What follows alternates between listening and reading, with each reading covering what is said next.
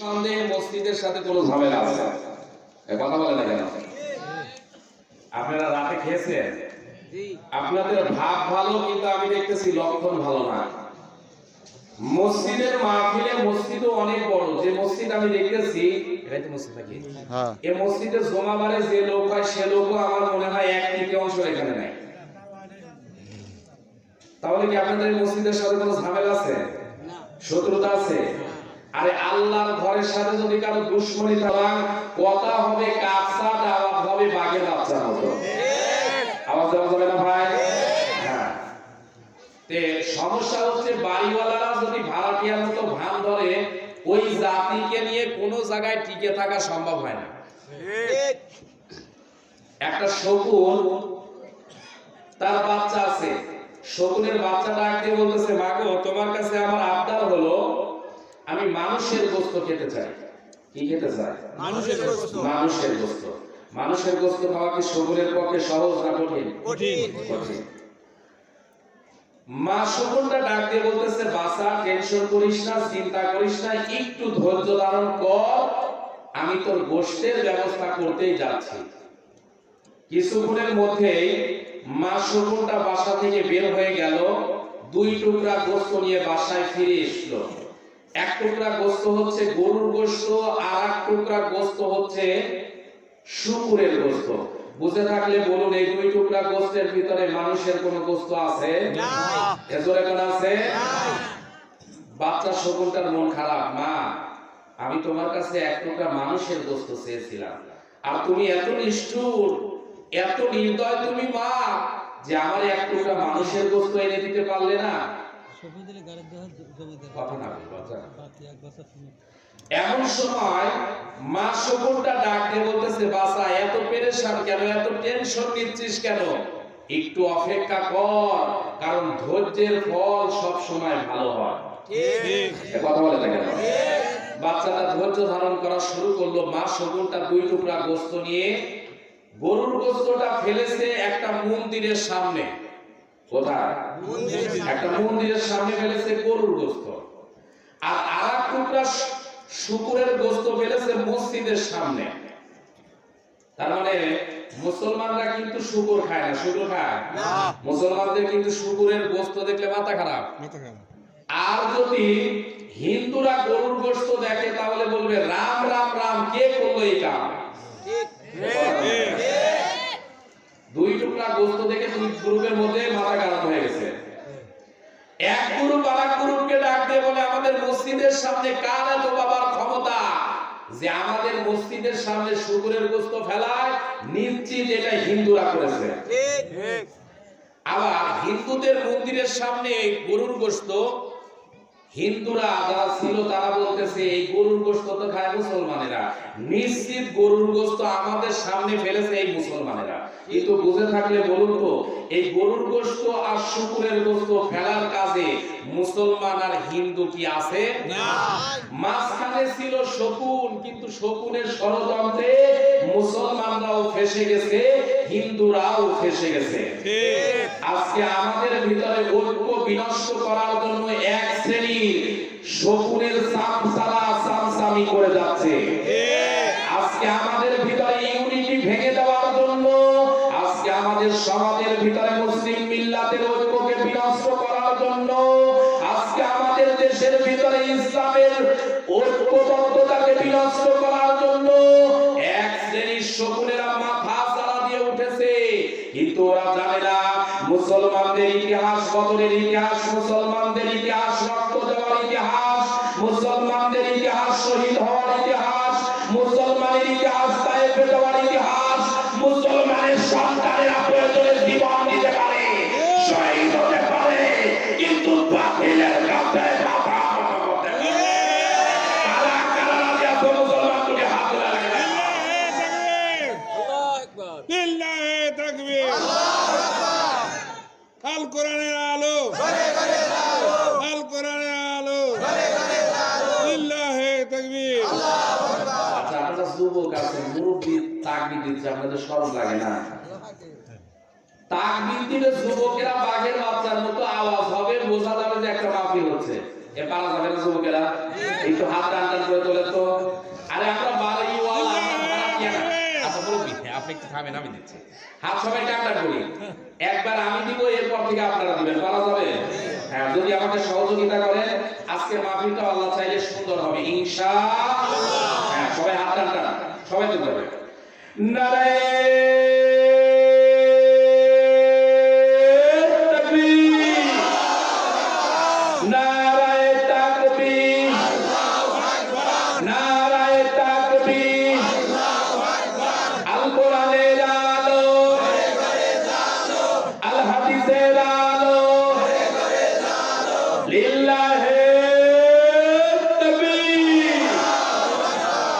যেগুলো আসে নাই ওরা বসতেছে যে ওখানে মাহফিল হচ্ছে, কপাল পড়ে গেছে, তার জন্য যাইতে পারবে না।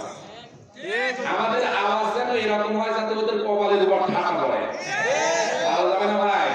কারণ শয়তানের মতো ঘরে বসে স্টার জলসা, স্টার প্লাস জি বাংলা দেখবে, ওদের কপালে জুতার বাড়ি, ভোর জুতার বাড়ি শুরু হবে। কারণ ওইগুলো বউ দেখে খুব ভয় পায়। বউ কইছে আজকে মাহফিলে যাওয়া যাবে না, উনি তু তু তু তু করতেছে আর ঘরের মধ্যে বসে আছে। ওই যখন তাবারকের সময় হবে, বউ কবে এবার তুমি ওগো যাও, এক প্যাকেটের কাছে 3 প্যাকেট নিয়ে এসো। এরকম মার্কা মারা পুরুষ আছে না নাই? এখন মাহফিলে না এসে তাবারকের সময় যেগুলো আসবে বুঝবেন ওইগুলো মার্কা মারা পুরুষ। কথা বলে না কেন? আমরা সবাই ইমানদার, এতে সন্দেহ আছে? কোরআনের মাহফিলে যারা আসে বসে আল্লাহর সন্তুষ্টির জন্য কথা বলে এবং কথা শুনে, নিঃসন্দেহে এগুলো মানুষ আল্লাহ ওয়ালা। জোরে বলেন সুবহানাল্লাহ। আসল রাত কিন্তু গভীর হয়ে গেছে, আমরা তাফসীর শুরু করি। আল্লাহ পাক যতটুকু বলার তৌফিক দেন, আল্লাহ পাক যেন হক আদায় করে কিছু কথা বলা এবং শোনার মন মানসিকতা আমাদের দান করেন। জোরে বলেন আমিন। আর একটু জোরে বলেন আমিন। আজকে আমি আপনাদের সামনে তেলাওয়াত করেছি সূরা যারিয়াত 51 নম্বর সূরা 26 নম্বর পারা 56 নম্বর আয়াতে কারিমা। আসুন সরাসরি আলোচনার দিকে যাচ্ছি। আলোচনার শুরুতেই বলছি, যতবার কোরআন তেলাওয়াত হবে আমরা সবাই একসাথে এক বাক্যে সবাই একটু আল্লাহু আকবার বলবো। পারা যাবে না ভাই? 1 নাম্বার। 2 নাম্বার, যাদের কাছে মোবাইল ফোন আছে আমার কথাগুলো রেকর্ড করে নেবেন। 3 নাম্বার কথা হলো, আমি যখন কোরআনী কারিমা তেলাওয়াত করব, সূরার নাম, পারা, রুকু, আয়াত, তাফসীর যতটুকু আমার আয়াতের ভিতরে আছে বলে দিব ইনশাআল্লাহ। আসুন শুরু করি। আল্লাহ রাব্বুল আলামিন বলেন, ওয়া মা খালাকতুল জিন্না ওয়াল ইনসা ইল্লা লিয়াবুদুন।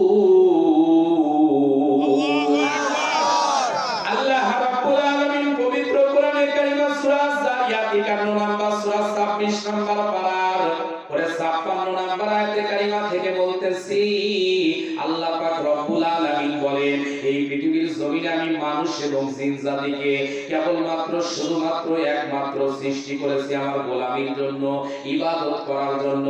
তার মানে আমরা যারা মুসলমানের সন্তান, বুঝে থাকলে বলুন তো আল্লাহর গোলামি ইবাদত করা দরকার আছে না না? এই মুসলমানের সন্তানেরা আল্লাহ পাকের গোলাম বলে দাবি করবেন, মুসলমানের পরিচয় দিবেন আর আল্লাহর ইবাদত করবেন না, আল্লাহর গোলামি করবেন না। ওরে আপনার নামটা আল্লাহ পাকের দফতরে থাকবে না, ওরে আপনি যেই হন না কেন আপনার নাম কিন্তু থাকবে শয়তানের দফতরে। এই মুসলমানের সন্তানের আল্লাহ পাক রব্বুল আলামিন ডাকতে বলে, বান্দা তুই আমার গোলাম।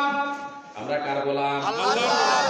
আল্লাহর ইবাদত বন্দি করা আমাদের দরকার আছে না? এই মুসলমানের সন্তানেরা গোলাম কাকে বলে? যে কিন্তু মনিবের কথা ছাড়া নিজের স্বাধীনতায় চলতে পারে না, তারই বলা হয় গোলাম। ঠিক। গোলাম কি নিজের স্বাধীনতায় চলতে পারে? মালিক যা বলবে তাই গোলামের শুনতে হয়। এই মুসলমানের সন্তানেরা আমার বিশ্বাস, এই এলাকার ভিতরে যারা আল্লাহর গোলাম আছে তারা এখন মাহফিলে এসেছে এবং আজকের মাহফিলে গোলাম যারা তারা অবশ্যই অবশ্যই কিছুক্ষণের মধ্যেই মাহফিলে চলে আসবে। আর যেগুলো আসবে না ওইগুলো যতই মুসলমান দাবি করুক না কেন, মাথায় টুপি দিক না কেন, মুখে দাড়ি থাকুক না কেন, আল্লাহর কসম করে বলি ও আল্লাহর গোলাম নয়, ও শয়তানের গোলাম। এই পৃথিবীর জমিনে ইবাদত হয় দুই প্রকার। ইবাদত কয় প্রকার? এক প্রকার ইবাদতের নাম হচ্ছে ইবাদতে রহমানি, আর এক হচ্ছে ইবাদতে শয়তানি। এই মুসলমানের সন্তানেরা একটু কথাগুলো খেয়াল করে মিলিয়ে নিবে। আজকে আমাদের সমাজে ইবাদতে রহমানির পরিমাণটা কমে গেছে, বরং আমাদের সমাজের ভিতরে ওই ইবাদতে শয়তানি বেশি চলতেছে। এখানে যদি একটা গানের আসর দেওয়া হতো, ওরে এখানে যদি কোনো নর্তকী এসে ওরে ড্যান্স দিত, অনেক দেখতেন টুপিওয়ালা দাড়িওয়ালা চোখেও পাওয়া যেত না, অনেক মানুষ জমা হয়ে যেত। কথা বলা যায়। আমরা ছোট্ট বয়সে দেখেছি, এখন বর্তমানে বিবাহ অথবা সুন্নাতে খাতনার অনুষ্ঠানে অনেক দাড়িওয়ালা টুপিওয়ালার বাড়িতে, অনেক হাজী সাহেব ডিজিটালের বাড়িতে ওরে নর্তকী নিয়ে এসে ড্যান্স দেওয়ানো হচ্ছে। কথা বলা যায়। এরকম দৃশ্য আছে না নাই? হাজী সাহেব বসে আছে আর নর্তকী ড্যান্স দিচ্ছে, শেষে যে বলতেছে মারাত্মক একটা ড্যান্স হলো। কথা বলা যায়। কোন টুপিওয়ালা দাড়িওয়ালা হাজী মানুষ যদি এই কথা বলে, ওরে ও হাজী না পাজি? এরকম পাজি এলাকায় আছে না নাই? এই মুসলমানের সন্তানেরা একটু কথাগুলো খেয়াল করবেন, লক্ষ্য করবেন। এক নাম্বার বলেছে ইবাদতে রহমানি, আর এক হচ্ছে ইবাদতে শয়তানি। আজকে আমাদের সমাজের ভিতরে ইবাদতে শয়তানি চলতেছে। আমাদের সমাজের ভিতরে তারাই নাকি ভদ্রলোক, ওরে যারা হাজারে দেখবেন 100 টাকা সুদ খায়। কথা বলা কেন? আমাদের সমাজে দেখবেন যারা সুদের উপরে ডিগ্রি নিয়ে আসে, ওরে ওরাই নাকি ভদ্রলোক। আবার আমাদের সমাজে এমন কিছু লোক আছে, ওরে রাতের বেলা 3 বোতল লাল পানি না হলে মাথায় ঠিক হয় না, ওরে দাবি করে ওরাই নাকি ভদ্রলোক। আবার আমাদের সমাজে কয়েকদিন আগে দেখলাম এমন একজন নর্তকী, ওরে কয়েকটা দিন আগে শুনলাম হেডলাইন ব্রেকিং নিউজে আসলো, অমুক নর্তকী উমরা করতে গেছে, কিছু সময়ের জন্য আলেমেরা দোয়া করলো, ও আল্লাহ মানুষটা বুঝি ভালো হয়ে গেল, ভালো হয়ে গেল। কিন্তু কথা আছে, ওরে কয়লা ধুলে ময়লা যায় না। ওরে হজ করে আসিয়া আবার পেটি এখন আবার সিনেমা করতেছে। তার মানে ও কি ভালো না খারাপ? কতটুকু শয়তানি করতেছে চিন্তা করা যায়। কেন তুই শয়তানি করবি তো কর, হজে গেলি কেন? তুই মানুষকে দেখাবার জন্য আল্লাহর কাছে তুই দেখাতে চাস আমি হাজী, ওরে তুই হাজী না, তুই ডিজিটাল পাজি। এরকম পাজি মার্কা আছে না না? এগুলো ইবাদত নয়, এগুলো হচ্ছে ইবাদতের শয়তানি। অপরদিকে আরেকটা ইবাদত আছে যেটা সম্পর্কে আল্লাহ পাক রব্বুল আলামিন ডাক দিয়ে বলে, বান্দারে এক নাম্বার ইবাদতে রহমানি। ইবাদতে রহমানি হচ্ছে আল্লাহর কাছে গুরুত্বপূর্ণ ইবাদত। এই মুসলমানের সন্তানেরা এই পৃথিবীর জমিনে ভালো ভালো কাজ করতে হবে, এই পৃথিবীর জমিনে আল্লাহওয়ালা হতে হবে, এই পৃথিবীর জমিনে যতদিন টিকে থাকবো 5 ওয়াক্ত নামাজ পড়তে হবে, এই পৃথিবীর জমিনে কোরআন সুন্নাহর আইন নিজে মানতে হবে, অন্যকে মানার চেষ্টা করানো লাগবে। যারা এই ভালো ভালো গুলো কাজ করে, ওই মানুষগুলো সাধারণ কোনো ইবাদত করে না, ওই মানুষগুলো আল্লাহ পাকের ইবাদতে রহমানি করতেছে। আল্লাহ রাব্বুল আলামিন বলেন, আলা ইন্না হিজবাল্লাহি হুমুল মুফলিহুন। আল্লাহ রাব্বুল আলামিন পবিত্র কোরআনে কারিমা সূরা মুজাদালা 58 নম্বর সূরা 28 নম্বর পারা 22 নম্বর আয়াতে কারিমা থেকে বলতেছি, আল্লাহ পাক রব্বুল আলামিন বলেন, সাবধান, এই পৃথিবীর জমিনে যারা আমার দলের কর্মী হবে, এই পৃথিবীর জমিনে যারা আমার লোক হবে, ওদের জন্য কোনো ভয় নাই, চিন্তা নাই, পেরেশান নাই, বরং এরাই হবে পরকালে 1 নাম্বার সফল কাম। সুবহানাল্লাহ। এই মুসলমানের সন্তানেরা কথাগুলো একটু হৃদয়ের কান দিয়ে শুনবেন। এই পৃথিবীর জমিনে ভালো কাজের লোক কিন্তু সব সময় কম। ঠিক কথা বলেন। পৃথিবীর জমিনে বদরের পানি প্রান্তে যে ইসলামের বিজয় এসেছে, এই বিজয় কিন্তু হাজার মানুষ দিয়ে আসে নাই, মাত্র 313 জন। কতজন? সবাই কি পৃথিবীর জমিনে লোক ছিল না? ছিল। আরে হাজার হাজার কোটি কোটি লোক ছিল, কিন্তু ইসলামের পক্ষে সবাই কথা বলতে পারে নাই, ইসলামের পক্ষে সবাই আসতেও পারে নাই। কারণ ইসলামের পক্ষে আসার জন্য মনে কপাল লাগে, কপাল লাগে। আজকেও যারা ইসলামের পক্ষে আসে তাদের কপাল ভালো, আর যারা ইসলামের পক্ষে আসে না, ইসলামের পক্ষে থাকতে চায় না, কোরআনের পক্ষে আসে না, কোরআনের পক্ষে থাকতে পারে না, আল্লাহর কসম করে বলি ওদের কপাল পুড়ে গেছে, পুড়ে গেছে। নারায়ে তাকবীর! আল কোরআনের আলো, ঘরে ঘরে আলো, আল হাদিসের আলো, ঘরে ঘরে আলো। নারায়ে তাকবীর! এই মুসলমানের সন্তানেরা, কথাগুলো একটু হৃদয়ের কান দিয়ে শুনবে। এই পৃথিবীর জমিনে যারা আল্লাহর দলের লোক, বুঝে থাকলে বলুন তো, রহমানের যারা গোলাম হবে, এদের একটা কর্মসূচি আছে না নাই? আল্লাহ পাক রব্বুল আলামিন তাদের কর্মসূচি সম্পর্কে পবিত্র কোরআনে কারিমার ভিতরে বলেন, আল্লাযীনা ইম্মাক্কানাহুম ফিল আরদি আকামুস সালাতা ওয়া আতাউস যাকাতা ওয়া আমারু বিল মা'রুফি ওয়া নাহাউ আনিল মুনকার ওয়ালিল্লাহি আকিবাতুল উমুর। আল্লাহ রাব্বুল আলামিন পবিত্র কোরআনে কারিমা সূরা হজ 22 নাম্বার সূরা 17 নাম্বার পারার 41 নাম্বার আয়াতে কারিমা থেকে বলতেছি, আল্লাহ পাক রব্বুল আলামিন ডাক দিয়ে বলে, বান্দারে, এই পৃথিবীর জমিনে যারা রহমানের গোলাম হবে, তাদের কর্মসূচি হলো 4টা।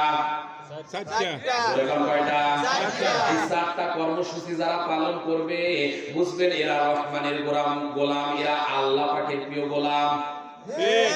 1 নাম্বার কর্মসূচি সম্পর্কে আল্লাহ পাক রব্বুল আলামিন ডাক দিয়ে বলে, বান্দারে, আমার যারা প্রিয় গোলাম হবে, ওদের 1 নাম্বার কর্মসূচি, ওরা জামাতে নামাজ পড়বে।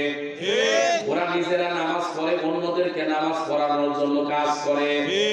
সুবহানাল্লাহ বলেন না? 1 নাম্বার তারা নামাজ প্রতিষ্ঠার কাজ করবে। 2 নাম্বার তারা যাকাত ভিত্তিক অর্থনীতি ব্যবস্থা চালু করবে। 3 নাম্বার সমাজ রাষ্ট্রের ভিতরে সৎ কাজের প্রবণতা সৃষ্টি করে দিবে। 4 নাম্বার আইন পাস করে হলেও ওই সমাজের ভিতরে অন্যায় অবৈধ কাজ রাখবে না। এই মুসলমানের সন্তানেরা হৃদয়ের কান দিয়ে শোনো, বুঝে থাকলে বলুন তো, আমাদের নামাজ দরকার আছে না? এই মুসলমানের সন্তানেরা, আজকে আমাদের সমাজে নামাজ চলতেছে ডিজিটাল। কিছু মানুষ আছে নামাজই পড়ে না, আবার কিছু মানুষ আছে লোক দেখাবার জন্য শুধু জুমাবারে যায়। কারণ বউ বলছে, ওগো জুমাবারে যদি তুমি না যাও, মানুষ বলবে যে অমুকের স্বামী নামাজই পড়ে না। এরকম জুমা মুন্সি আছে না? আবার এমন কিছু মুন্সি আছে জুমাবারেও যায় না, ও শুধু জানাজা নামাজ পড়ে। এমন অবস্থা, জোহরের সময় জানাজা হবে, কেন বেটা তুই আসছিস জোহরের নামাজ পড়ে তারপর জানাজা পড়। ও মাঠের মধ্যে দাঁড়া থাকবে, নামাজ ওইদিকে জোহরে যাচ্ছে, নামাজে যাবে না। যখন জানাজা শুরু তখন দেখে লোক কাতারে দাঁড়াচ্ছে। এরকম আছে না নাই? এগুলো কি মুসলমান না? মুসলমানের মধ্যে শয়তানি আছে। ও যে নামাজটা পড়তে আসছে, এটা ফরজে কিফায়া। জানাজা নামাজ পড়া কি ফরজে কিফায়া। একটা এলাকার ভিতরে কিছু সংখ্যক লোক পড়লে আদায় হয়ে যায়, কিন্তু জোহরের নামাজ পড়া ছিল ফরজ। জোহরের নামাজ কি ফরজ? এক ওয়াক্ত নামাজ যদি ছুটে যায় তাহলে 12টা বাজবে, অথচ বেটা বেয়াদব জোহরের নামাজ না পড়ে ও জানাজা পড়ার জন্য দাঁড়িয়ে আছে। ঠিক এরকম আছে না নাই? এই মুসলমানের সন্তানেরা, আপনি আমি যদি রহমানের গোলাম হতে চাই, 1 নাম্বার কর্মসূচি নামাজ পড়তে হবে। ওরে আমাদের নামাজ কি রকম? মসজিদে দাঁড়িয়ে অনেক জেনারেল শিক্ষিত মানুষকে দেখেছি, অনেক শিক্ষিত মানুষকেও দেখেছি, অনেক মানুষকে ছোট বয়সে দেখার সুযোগ হয়েছে, নামাজ পড়তেছে হাত বেঁধে। এক কথাটা না সামনে পিছনে উপর নিচে ফ্যান কয়টা আছে বলতেছে এরকম হিসাব করার লোক আছে না নাই আবার এমনও ডিজিটাল মানুষ আছে ইমাম সাহেব কোনো এক কারণে 4 রাকাত বিশিষ্ট নামাজ পড়ানো হয়ে গেছে এক পর্যায়ে ইমাম সাহেব তো বলতেছে হুজুর আজকে আপনার নামাজে 1 রাকাত ভুল হয়েছে বুঝলাম না কেন তো বলতেছে প্রতিদিন 4 রাকাত জোহরের নামাজের ভিতরে আমার দোকান 4টার হিসাব করে আজকে একটা হিসাব মেলে নাই তার মানে বোঝা গেছে 1 রাকাত নামাজ কম হয়েছে কথা কোন না করে ভাই তার মানে বেটা নামাজ পড়তে আসে না ও জোহরের নামাজে এসে দোকানের হিসাব করে না এরকম লোক মনে আপনাদের সমাজে নাই আছে এরকম ভণ্ড আছে না এগুলো কি নামাজ না আর যুবকদের নামাজ কি রকম যুবকরা যে প্যান এখন পরে এই প্যানগুলো তো প্যান বলা যায় না মানে প্যান পরে যদি কোনো কারণে রুকুতে যায় পিছনে মনে হয় 2টা সুপারি গাছ দাঁড়ায় আছে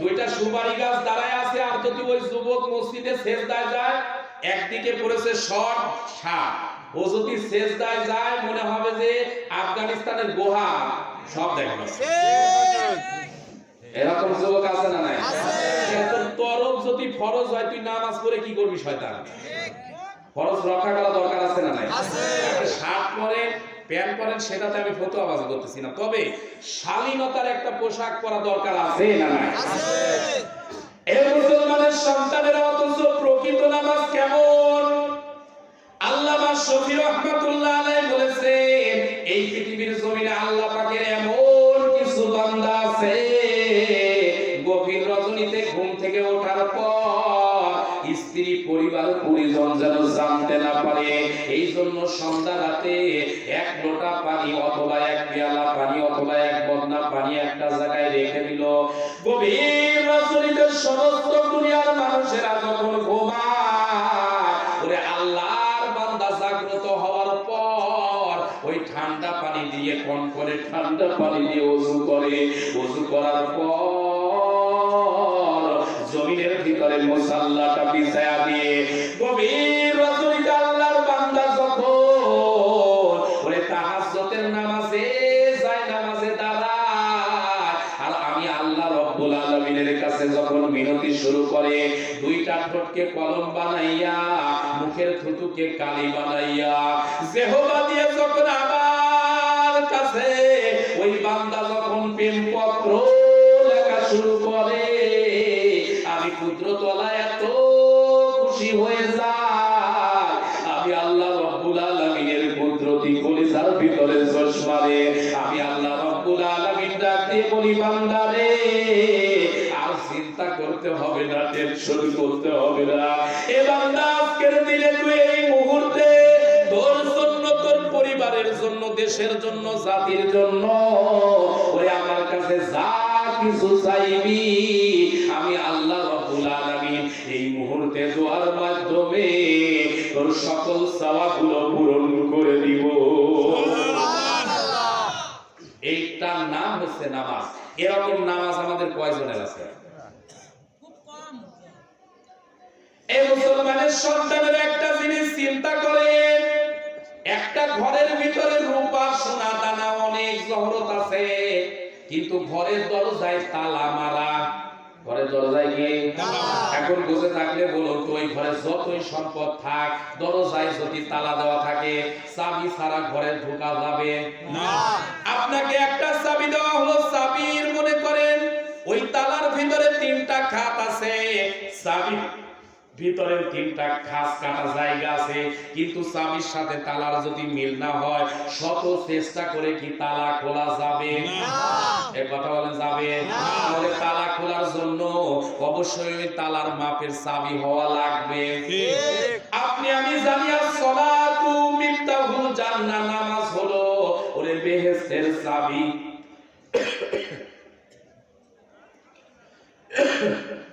নামাজ কি বেহেশতের চাবি কিন্তু বেহেশতের চাবি হোক এই চাবিটা যদি নামাজ যদি না হয় আপনার চাবিটা যেমন না মিললে তালা খুলবে না আপনার নামাজটা যদি জান্নাতের চাবি সমান না হয় ওরে যত গুতাগুতি করেন মাগার জান্নাতে যাওয়া যাবে না ঠিক সবাই একটু জিকির করি সুবহানাল্লাহ আলহামদুলিল্লাহ লা ইলাহা ইল্লাল্লাহ সুবহানাল্লাহ আলহামদুলিল্লাহ লা ইলাহা ইল্লাল্লাহ সুবহানাল্লাহ আলহামদুলিল্লাহ লা ইলাহা ইল্লাল্লাহ লা ইলাহা ইল্লাল্লাহ সুবহানাল্লাহ আলহামদুলিল্লাহ লা ইলাহা ইল্লাল্লাহ সুবহানাল্লাহ আলহামদুলিল্লাহ লা ইলাহা ইল্লাল্লাহ লা ইলাহা ইল্লাল্লাহ মুহাম্মাদুর রাসূলুল্লাহ সাল্লাল্লাহু আলাইহি ওয়াসাল্লাম। তাহলে সাবির সাথে সাবি কথা না বললে সাবির সাথে যদি সাবি না মাইন করে তালাক না যাবে সবাই বলতে হবে না। তাহলে নামাজ আপনার যদি নামাজের মতো না হয়, আল্লাহর কসম করে বলি শত চেষ্টা করে এই নামাজ দিয়ে আল্লাহর জান্নাতে যাওয়া যাবে না। ঠিক নামাজ জান্নাতের চাবি, কথা ঠিক, কিন্তু আপনার আমার নামাজ, যে নামাজ দোকানের হিসাব বন্ধ করতে পারে না, যে নামাজ আপনার অশ্লীলতা বন্ধ করতে পারে না, যে নামাজ আপনার সিনেমা বন্ধ করতে পারে না, যে নামাজ আপনাকে অন্য মেয়ের সাথে কথা বলা বন্ধ করতে পারে না, যে নামাজ কোরআনের মাহফিল বন্ধ করতে বাধা দেয় না, যে নামাজ আপনাকে কোরআনের মাহফিল করতে উৎসাহিত করে না, যে নামাজ ইসলাম প্রতিষ্ঠার জন্য আপনাকে কাজ করতে উৎসাহিত করে না, আল্লাহর কসম করে বলি এই নামাজ পশ্চিম কালেও জান্নাতে যাওয়ার নামাজ হতে পারে না। আপনি নামাজ করতেছেন, এটা লোক দেখানোর নামাজ হচ্ছে। এখন বলেন, আল্লাহর জান্নাতে যাওয়ার জন্য যেই রকম নামাজ দরকার, ওই নামাজ পড়া দরকার আছে না? এই মুসলমানের সন্তানেরা আগেই বলেছি, এই পৃথিবীর জমিনে যারা রহমানের গোলাম হবে তাদের কাজ হবে 7টা। জোরে বল কয়টা? 7টা কাজে সম্মিলিত যারা হবে এরাই হচ্ছে প্রকৃত রহমানের গোলাম। আর এই পৃথিবীর জমিনে যারা রহমানের গোলাম হবে, আল্লাহ পাক রব্বুল আলামিন ডাক দিয়ে বলে, বান্দারে এদের একটা বৈশিষ্ট্য আছে, বৈশিষ্ট্য সম্পর্কে আমার আল্লাহ পাক রব্বুল আলামিন নিজে বয়ান করতেছে। আলা ইন্না আউলিয়া আল্লাহি লা খাউফুন আলাইহিম ওয়া লা হুম ইয়াহজানুন। আল্লাহ রাব্বুল আলামিন পবিত্র কোরআনে কারিমা সূরা ইউনূস 10 নম্বর সূরা 11 নম্বর পারার 62 নম্বর আয়াতে কারিমা থেকে বলতেছি, আল্লাহ পাক রব্বুল আলামিন বলেন, বান্দারে এই পৃথিবীর জমিনে যারা আমার গোলাম হবে তাদের বৈশিষ্ট্য হলো, যারা আমার বন্ধু তাদের দুনিয়ায় যেমন চিন্তা নাই, ওরে দুনিয়ায় যেমন চিন্তা নাই, পেরেশান নাই, পরকালের জমিনেও তাদের কোনো পেরেশানি হবে না। বরং আমার নবীর বন্ধু বলে আমি আল্লাহ রাব্বুল আলামিন তাদের মাফ করে দিব। বুঝে থাকলে বলুন তো, আপনাদের এই সিরাজগঞ্জ জেলার যিনি ডিসি আছে অথবা এসপি আছে, ওই এসপি মানুষটা যদি মুরব্বীর আত্মীয় হয়, আর যদি ওনার একজন আত্মীয় কোনো কারণে কোনো জায়গায় বন্দী হয়, ডিসি যদি ফোন দেয়, বলেন তো সারা পাবে কি পাবে না? আর কোন চিন্তা আছে মুরব্বী? মুরব্বীকে বলার সঙ্গে সঙ্গে মুরব্বী ডাক দিয়ে বলবে, বেটা বিয়াদব বলিস কি, আমি শুধু আমার ডিসির কাছে ফোন দিব, ওরে মাগার বলতে দেরি, ছাড়তে দেরি হবে না। কথা কম। এই মুসলমানের সন্তানেরা, তার মানে এই পৃথিবীর জমিনে যদি আপনি আমি যদি আল্লাহর বন্ধু হতে পারি, এই পৃথিবীর জমিনে যদি আল্লাহর নবীর আপনি আমি বন্ধু হতে পারি, আর নবীজি যদি হাসরের ময়দানে ডাক দিয়ে বলে, আল্লাহ গো এইটা আমার উম্মত, ও আমার উম্মত, ও আমার অনুসারী, ও আমার বন্ধু, নবী আমার যদি আমাকে আপনাকে বন্ধু বলে স্বীকার করে, বুঝে থাকলে বলুন তো আমাদের কি আর দুনিয়ার হাসরের ময়দানে টেনশন আছে না। পেরেশানি লাগবে কারণ নবীর যদি বন্ধু হতে পারি ওরে নবী যদি সুপারিশ করে সুপারিশের বিনিময়ে আল্লাহ পাক আপনাকে আমারে জান্নাত দিয়ে দিবে এই মুসলমানের সন্তানেরা তাহলে বুঝে থাকলে বলুন তো আল্লাহর নবীর বন্ধু হওয়া দরকার আছে না নাই এমন একজন বন্ধুর কথাই আপনাদেরকে শোনাচ্ছি আপনাদের এলাকায় চোর আছে না নাই বুঝে থাকলে বলুন তো চোরের সংখ্যা বেশি না বাড়িওয়ালার সংখ্যা বেশি যেগুলো ভাড়াটিয়া বাড়িতে থাকে ওইগুলো কথা থাকে এ ভাই আপনারা কি ভাড়াটিয়া বাড়িতে থাকেন না আমার কথা বুঝতেছেন না আমার কথা বোঝা যায় হচ্ছে আমার কথা বোঝা যায় কি মুখ খুললে কি গুনাহ হবে না মুখে টেপ দেওয়া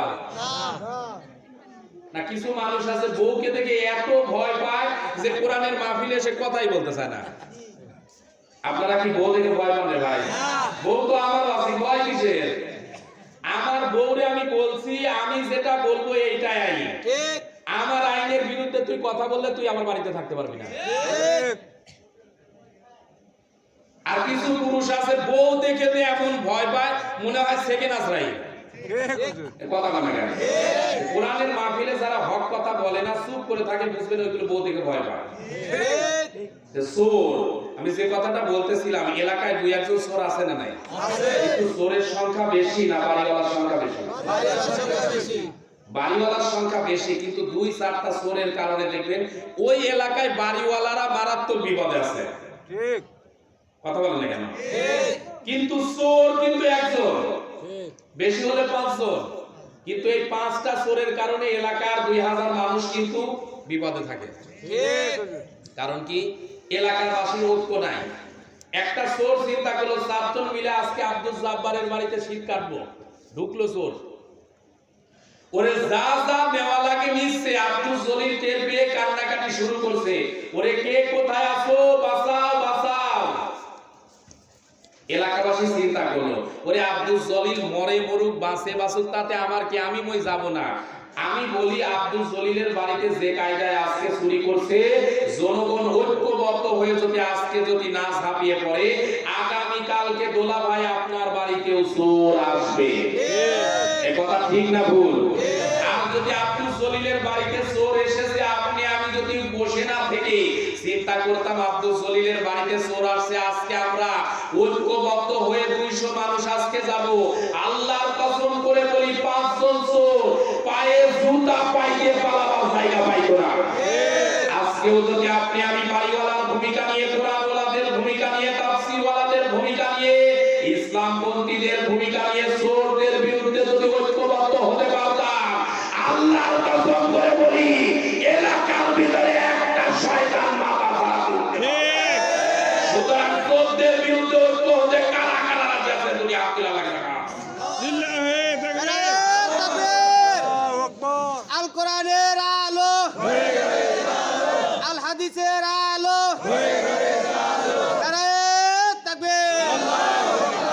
তাকবীর দিলে একটু আমরা জোরে দিব তাকবীর দিলে কি গুনাহ হয় না তাকবীর দিলে গুনাহ হয় না না সওয়াব হয় আল্লাহ পাক পবিত্র কোরআনে কালিমার ভিতরে বলেছেন ওয়ারাব্বাকা ফাকাব্বির তোমরা আমার নামে তাকবীর দাও তাকবীর হবে কার নামে আল্লাহর নামে যে মুসলমানের সন্তান তাকবীর দেয় উপকার হয় তিনটা এক নাম্বার উপকার হলো আল্লাহ নামের ধ্বনি যত জোরে দিবেন তত আল্লাহ পাক আপনার ঈমান বাড়ায় দিবেন সুবহানাল্লাহ বলে দুই নাম্বার তাকবীর যারা বেশি দেয় আল্লাহ নামের জিকির যারা বেশি বেশি করে আপনার আমার দামি সম্পদ হার্ট বর্তমানে হার্ট গুলো বেশি হচ্ছে একটা হার্ট যদি ব্লক হয়ে যায় অথবা রিং করাতে হয় কয়েক লক্ষ টাকা লাগে আপনি আমি যদি আল্লাহ নামের বেশি বেশি জিকির করতে পারি আল্লাহর নামে তাকবীর দিতে পারি ওই বান্দার কখনো হার্টের প্রবলেম আল্লাহ পাক দিবেন না সুবহানাল্লাহ আরেকটু জোরে কথা সুবহানাল্লাহ তিন নাম্বার তাকবীর বেশি বেশি দিতে পারলে ওই এলাকায় চোর পন্থীরা থাকতে পারে না তাহলে তাকবীর দেওয়া দরকার আছে না নাই একটা জিনিস মনে রাখা দরকার আল্লাহ পাক আপনাকে একটা সুন্দর মস্তিষ্ক দিয়েছেন আল্লাহর দেওয়া জবান আল্লাহর দেওয়া হিম্মত আল্লাহর দেওয়া পাওয়ার আল্লাহর দেওয়া সবকিছু নাজ নিয়ামত খাওয়ার পর যারা আল্লাহর নামে ধরি তাকবীর করে দিতে পারে না যাই হোক না কেন প্রকৃত অর্থে মুসলমান হতে পারে না। আল্লাহর নামে তাকবীর দিবেন যারা, আপনি হাত তুলে আল্লাহকে দেখান তারা।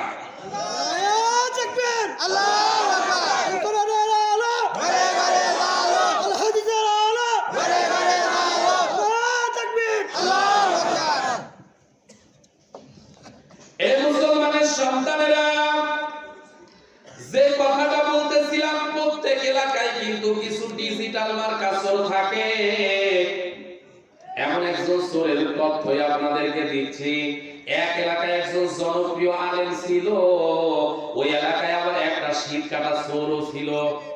কি ভাই, যে এলাকায় ভালো মানুষ বেশি, ওই এলাকায় যে একটা শয়তান কিন্তু থাকে, থাকে কি থাকে না? এই চোর চিন্তা করে সারা এলাকার ভিতরে সারা জীবন চুরি করলাম, কিন্তু মাগার হুজুরের বাড়িতে কোনোদিন চুরি করতে পারি নাই। হুজুররা তো মাঝে মাঝে নয়, প্রতিদিনই ওয়াজ করে, হুজুররা তো প্রতিদিনই মাহফিলে যায়, তার মানে হুজুরের বাড়িতে মাল করি আছে না নাই? আমার কথাগুলো একটু হৃদয়ের কান দিয়ে শুনবেন, ভালো লাগবে ইনশাআল্লাহ। আলোচনা এখন শুরু হচ্ছে। চোর চিন্তা করে সারা জীবন হুজুর অনেক টাকা পয়সা ইনকাম করেছে, ও আল্লাহ আজকে অন্য কোনো বাড়িতে চুরি করব না, চুরি যদি করা লাগে হুজুরের বাড়ি করব। চুরি কোথায় করবে? হুজুরের বাড়িতে চুরি করবে এই টার্গেট নিয়ে চোর শীত কেটে হুজুরের ঘরে ঢুকছে। ঢোকার পর দেখতেছে, ও আল্লাহ, যে টার্গেট নিয়ে আসলাম আমি, হুজুরের বাড়িতে টাকা পয়সা নিব, সোনা দানা নিব, গহনা পাতি নিব, কত কিছু নিব, কিন্তু আসার পর দেখি ঘরের ভিতরে কিছুই নাই। চোরের মন খারাপ না ভালো? খারাপ। ভালো না খারাপ? খারাপ। ওরে মারাত্মক খারাপ। তাকায় দেখে শুধুমাত্র কয়েকটা টুপি, কয়েকটা আছে জুব্বা, আর একটা মাত্র লাঠি, আর আছে হলো পাগড়ি, আর কিছু নাই, আর কিছু নাই। তাহলে চোরের মন খারাপ না ভালো? খারাপ। চোর কিন্তু মারাত্মক মন খারাপ করে ফেলেছে। এমন সময় চিন্তা করে, ওরে সারা জীবন অন্যায় কাজ করেছি, ওরে সারা জীবন পাপ করেছি, এই অবস্থায় যদি মারা যায় তাহলে আল্লাহর জান্নাত পাবো না। সুতরাং জীবনের শেষ বয়সে হলে এই দাড়ি লাগবে, টুপি লাগবে, পাগড়ি লাগবে, জুব্বা লাগবে, হুজুরের গুলোই নিয়ে যাই, শেষ জীবনে কাজে লাগাবো। এরকম চিন্তা তো কাজে নাই। এই চিন্তা করে হুজুরের টুপি নিয়েছে, হুজুরের জুব্বা নিয়েছে, লাঠি নিয়েছে, আর পাগড়ি নিয়েছে। হুজুর কিন্তু ওইদিকে চৌকির উপর ঘুমাচ্ছে। চোর বেটা চিন্তা করে, যা পেয়েছি তাই নিয়েছি, যদি না নেই তাহলে ব্যবসায় মারাত্মক লস হয়। কারণ আপনি যে কাজ করতে গিয়েছেন ওই কাজটা যদি না হয় তাহলে লাভ হয় না লস হয়? চোর চিন্তা করতেছে, হুজুরের বাড়িতে আসলাম, যদি চুরি না করে ওই খালি খালি ফিরে যায় তাহলে আমার মাগার তো ব্যবসায় লস হয়। সুতরাং লস করতে রাজি নাই, ওরে যা পেলাম তাই নিয়ে যায়। এই চিন্তা করে টুপি নিয়েছে, পাগড়ি নিয়েছে, জুব্বা নিয়েছে, আর লাঠি নিয়েছে। চিন্তা করেছে, আসছি যেহেতু শিব দিয়ে, যাবো মাগার দরজা দিয়ে। কিন্তু আল্লাহর কি ইশারা, চোর যখন দরজা খুলে বাহির হবে, ওরে তাকায়া দেখে দরজাও নাই, জানালাও নাই, শীতও নাই। ওরে যে দিক দিয়ে যাইতে চায় ঘরের ভিতরে চারদিক দিয়ে শুধু আগুন দেখা যায়। সুবহানাল্লাহ। বাড়ি গিয়ে সুবহানাল্লাহ বলবেন, তারপর সুবহানাল্লাহ, সুবহানাল্লাহ। আর একটু জোরে কোন সুবহানাল্লাহ। আপনার ঘরে চোর ঢুকলে চোর শীত কেটে এসে মামুরা যা নেওয়ার নিয়ে চলে যাবে, আপনিও টের পাবেন না, আপনার দোলা ভাইও টের পাবে না। কথা কম না কেন? আর চোর নিয়েছে, যা নেওয়ার নিয়েছে, নিয়ে চলে যাবে, যাইতে লাগে যখন, তখন থেকে ঘরের চারপাশে আগুন জ্বলে। সুবহানাল্লাহ। আপনার কি কথা আছে না নাই? আছে। বাঁচাবার মালিককে আল্লাহ, সম্মান দেওয়ার মালিককে আল্লাহ, ইজ্জত দেওয়ার মালিককে আল্লাহ। আল্লাহ রাব্বুল আলামিন বলেন, আন্নাল কুওয়াতা লিল্লাহি জামিআন ওয়া আন্নাল্লাহা শাদীদুল আযাব। আল্লাহ রাব্বুল আলামিন বলেন, বান্দারে, সকল ক্ষমতার মালিক আমি আল্লাহ, ইজ্জতের মালিক আমি আল্লাহ। আমি আল্লাহ রব্বুল আলামিন যারে ইজ্জত দেই, আমি যারে সম্মান দেই, পৃথিবীর জমিনে ইজ্জত মান সম্মান কেউ নষ্ট করতে পারে না। জোরে বলুন সুবহানাল্লাহ। এই মুসলমানের সন্তানেরা চোর চিন্তা করে ব্যাপারটা কি হচ্ছে কি? চোরের টার্গেট হলো আমি ঘর থেকে বাহির হয়ে চলে যাব, কিন্তু বুঝে থাকলে বলুন তো, ঘর থেকে যদি বের না হওয়া যায় চোর কি যাইতে পারবে? না, কথাটা যাওয়া সম্ভব না। চোর মারাত্মক বিপদে পড়ে গেছে। ও আল্লাহ, আসলাম কোন বাড়িতে, এ তো হুজুর নয়, এ তো দেখতেছি আমার সাথে বড় হুজুর। ঠিক, চোরের মনে ভয় ঢুকছে কি ঢোকে নাই? ঢুকছে। যখন আসছে তখন ভয় ছিল না যে আসবো মাল করে নিব চলে যাব, কিন্তু যখন দেখে চারদিক দিয়ে আগুন, ও চিন্তা করতেছে আল্লাহ এই কায়দায় যদি চলে ফজরের নামাজের সময় হুজুর উঠবে, হুজুর যদি কয় যে ধর, আমার তো একটা চামড়াও থাকবে না। ঠিক, সুবহানাল্লাহ কবেন না? চোর বেটা এমন সময় ষড়যন্ত্র শুরু করে দিল, কি করা যায়, কি করব? চোর চিন্তা করে আবার যাই, ও আল্লাহ যখনই যায় দরজা খোলে, কিন্তু যখনই যাবে আবার আগুন শুরু। সুবহানাল্লাহ। এ ভাই আমার ওয়াজ বুঝতেছেন না? আমি তো বলছি শেষ পর্যন্ত শোনেন, মজা পাবেন। একটা জিনিস ওই যে আগেই আমি বলেছি, রান্না করতে হলে প্রথমে প্রসেসিং করতে হয়, প্রসেসিং ছাড়া রান্না কিন্তু হয় না। ঠিক হুজুর, রান্না হয়? মা বোনেরা কি হঠাৎ করে কড়ার উপর সব তরকারি দিয়ে দেয়? আগে তেল গরম করে, একটু তেল যখন ফোটে তখন প্রসেসিং করে তারপর কিন্তু তরকারি ছাড়ে। ঠিক, কথা বলেন না? ওয়াজটা একটু প্রসেসিং করতেছে, সময় লাগবে তো। ঠিক হুজুর, করেন, ধৈর্য লাগবে না? লাগবে। এই মুসলমানের সন্তানেরা হৃদয়ের কান দিয়ে শুনুন, চোর যখন ঘর থেকে বাহির হওয়ার জন্য আবার চেষ্টা করে, ওরে চোর যাইতে পারে না। দেখেন ঘরের চারপাশে আগুন, চোরের ভিতরে ভয় ঢুকছে কি ঢোকে নাই? ঢুকছে। চোর চিন্তা করে আল্লাহ এতদিন কত বাড়িতে গিয়েছি, কত মানুষের সর্বনাশ করলাম, কিন্তু আল্লাহ আজকে কার বাড়িতে আসলাম রো আল্লাহ? চোরে এমন সময় আল্লাহর কাছে ডাক দিয়ে বলে, আল্লাহ আজকে যদি এই ঘর থেকে ভালোভাবে বের করে দাও, আর কোনোদিন চুরি করব না। সুবহানাল্লাহ। আর একটু জোরে কর সুবহানাল্লাহ। আমরাও অনেক মানুষ এমন আছি, দেখবেন যখন বিপদে পড়ে তখন বলে আল্লাহর ভালো কাজ করব, খারাপ কাজ করব না। ওরে ভালো হওয়ার পর শয়তানি আবার শুরু।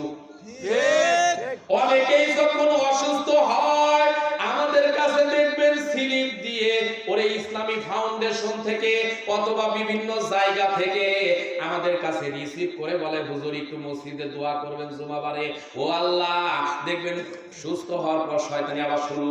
ঠিক, কথা বলেন। তার মানে বিপদে পড়লে তখন হুজুরদের কথা মনে পড়ে, আবার বিপদ থেকে উদ্ধার হওয়ার পর যা ছিল মাগার তাই। ঠিক, এই মুসলমানের সন্তানেরা কথাগুলো হৃদয়ের কান দিয়ে শুনবেন। চোর এমন সময় চিন্তা করা যায়, কি করা যায়। এক সময় ভাবতেছে আমি চোর হতে পারি, কিন্তু যে ঘরে চুরি করতে আসছে উনি তো সাধারণ মানুষ নয়, অবশ্যই ফজরের নামাজ পড়বে। হুজুর যখন ফজরের নামাজ পড়ার জন্য মসজিদে যাবে, মাগার তখন তো দরজা খুলবে। হুজুর যখন দরজা খুলবে, ওই হুজুরের সাথে আমি ওই সময় পালায়ে যাব। এটা আগে কার? এই ষড়যন্ত্র কার? কিন্তু বুঝে থাকলে বলুন তো, আল্লাহর ষড়যন্ত্র, আল্লাহর চক্রান্ত, আল্লাহর কৌশলের সাথে দুনিয়ার কোন মানুষের কৌশল চলে না। আল্লাহ পাক বলেন, বান্দারে আমার বন্ধুর ইজ্জত আমি আল্লাহ বাঁচাবো, আমার বন্ধুর ঘরের সম্মান আমি বাঁচাবো। ওরে চোর তুই যতই নাচানাচি করিস, ওরে চোর তুই যতই লাফালাফি করিস, খোদার কসম করে বলি, আমার সত্তার কসম করে বলি, আমার ঘরের বন্ধু থেকে, আমার বন্ধুর ঘর থেকে তুই এক জাররা পরিমাণ কোনো সম্মান নিয়ে যাইতে পারবি না। সুবহানাল্লাহ। এই মুসলমানের সন্তানেরা, আল্লাহ পাক রব্বুল আলামিন বলেন, ওয়া মাকারু ওয়া মাকারাল্লাহ ওয়াল্লাহু খায়রুল মাকিরিন। আল্লাহ রাব্বুল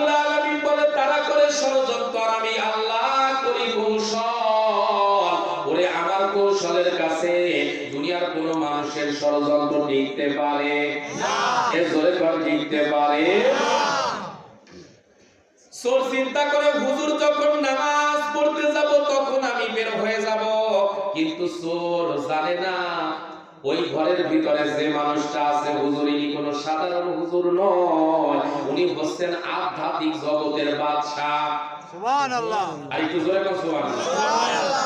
উনি হচ্ছে আধ্যাত্মিক জগতের বাদশা। কেমন আধ্যাত্মিক জগতের বাদশা?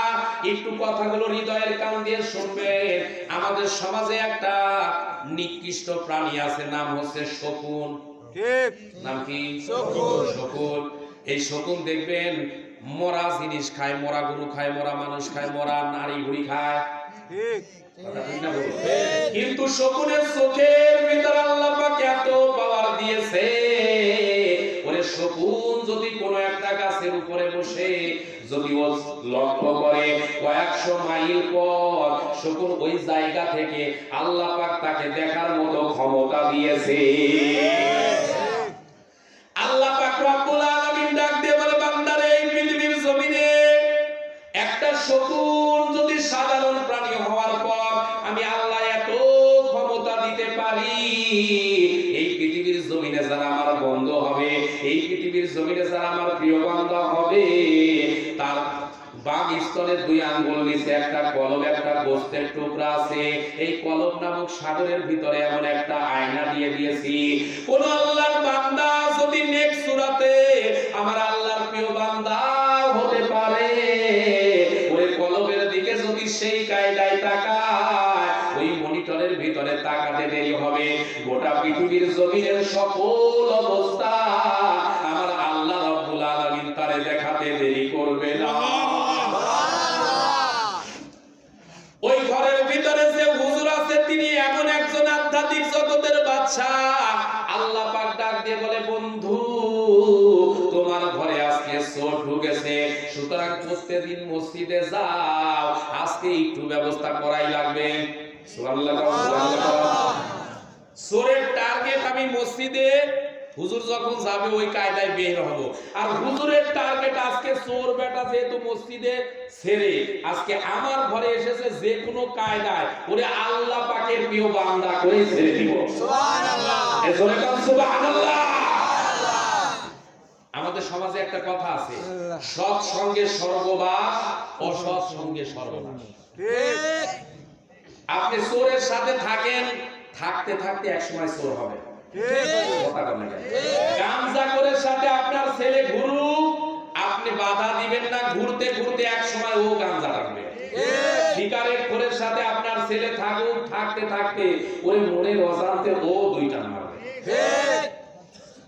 আর আপনি একজন নামাজির সাথে থাকেন, একজন হাজী সাহেবের সাথে থাকেন, একজন আল্লাহওয়ালার সাথে থাকেন, আপনি যদি নামাজ রেগুলার নাও পড়েন 5 দিন, জুমার সময় অথবা মাগরিবের সময় অথবা আসরের সময় একই রাস্তা দিয়ে চলাফেরা করেন, একই সাথে থাকেন, হুজুর বলতেছে চলেন নামাজে যাই, প্রথম 2-3 দিন বলবেন না ভাই আপনি নামাজ পড়ে আসেন আমি থাকি।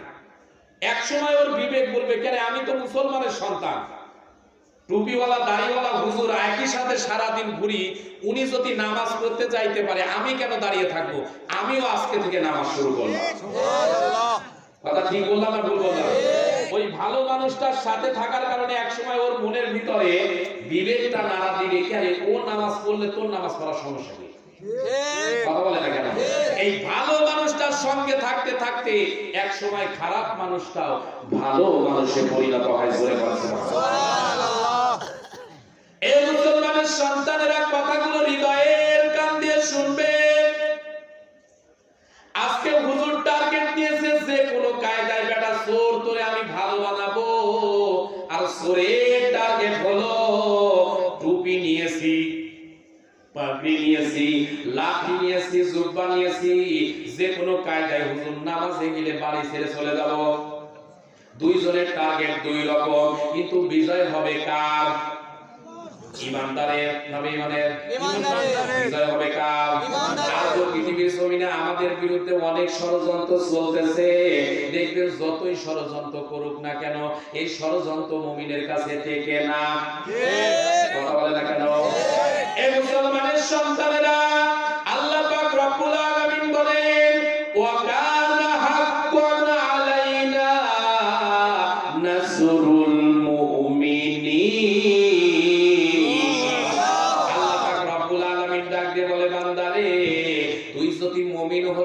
যাইস, আমি আল্লাহ তোরে বিজয় দান করে দিব।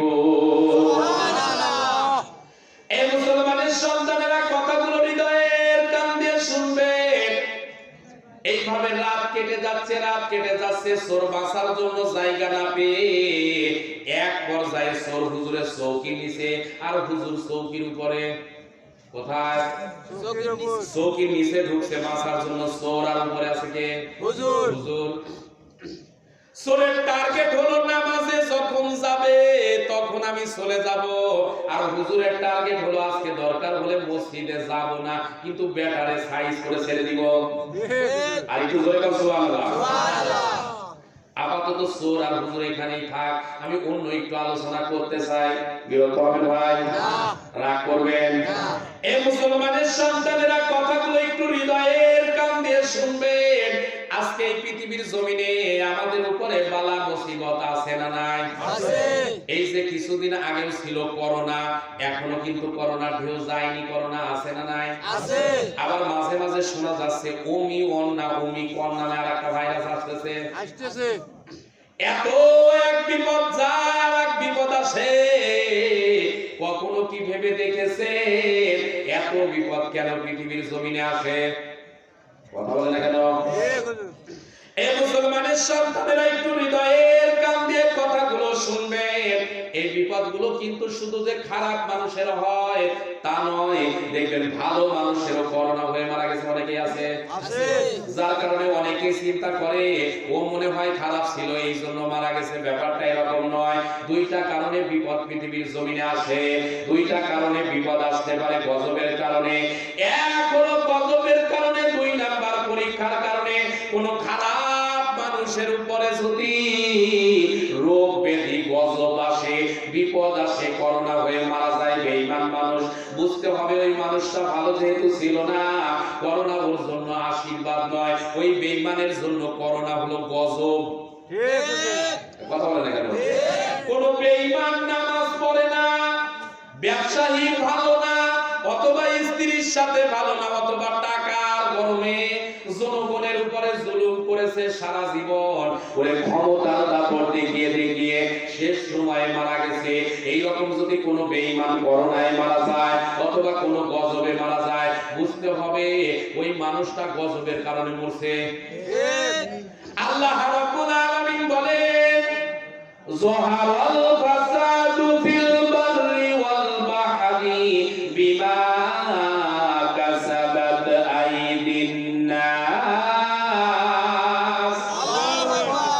আল্লাহ রাব্বুল আলামিন বলেন, এই পৃথিবীর জমিনে যত বিপর্যয় আসে, ওরে যত সিডর আসে, যত ঘূর্ণিঝড় আসে, যত আইলা বলেন আর যত নারগিস বলেন, এই পৃথিবীর জমিনে আল্লাহ পাক পাঠাতে চান না। এইগুলো আমাদের দুই হাতের কামাই করা ফসল। যদি আল্লাহ পাক গজব দিত একটা আমরা বাঁচতাম না। কথা বলেন না কেন? আল্লাহ মারার জন্য কিছু লাগে না। ওরে করোনা ভাইরাস যে কায়দায় বাংলাদেশে এসেছিল, গোটা পৃথিবীতে আমরা দেখেছি, ইতালি বলেন, ফ্রান্স বলেন, যুক্তরাষ্ট্র বলেন, কানাডা বলেন, সব তছনছ। মেডিকেল সায়েন্স বলেন, টেকনোলজি বলেন, আধুনিক বিজ্ঞান বলেন, সবাই নতশির হয়ে এক পর্যায়ে দাঁড়িয়েছিল। আল্লাহ পাক রব্বুল আলামিন বলেন, বান্দারে তুই যেহেতু আমাকে মানিস, বিশ্বাস করিস, আমার উপর ইস্তেকামাত আছিস, আমি আল্লাহ রব্বুল আলামিন কোরআনের বদলতে আমার উপর বিশ্বাস রাখার কারণে আমি আল্লাহ তোরে হেফাজত করে দিলাম। সুবহানাল্লাহ। আর একটু জোরে বল সুবহানাল্লাহ। এক নাম্বার বিপদ আসে কিন্তু গজবের কারণে, দুই নাম্বার বিপদ আসে কিন্তু পরীক্ষার কারণে। সুবহানাল্লাহ বলেন না? একটা খারাপ মানুষ যদি বিপদগ্রস্ত হয়, একটা খারাপ মানুষ যদি রোগগ্রস্ত হয়ে মারা যায়, বুঝবেন ওই খারাপ মানুষটা মারা গেছে অথবা ক্ষতিগ্রস্ত হয়েছে গজবের কারণে। আর কোনো ভালো মানুষ যদি রোগীগ্রস্ত হয় অথবা বিপদগ্রস্ত হয়ে করোনা অথবা যে কোনো বিপদের মাধ্যমে মারা যায়, বুঝতে হবে ওই মানুষটা গজবের কারণে মারা যায়নি, বরং আল্লাহ তারে পরীক্ষা করেছে। আল্লাহ পাক রব্বুল আলামিন বলেন, ওয়ালা নাবলুওয়ান্নাকুম বিশাইইন মিনাল খাউফি ওয়াল জু'i ওয়া নাকসিম মিনাল আমওয়ালি ওয়াল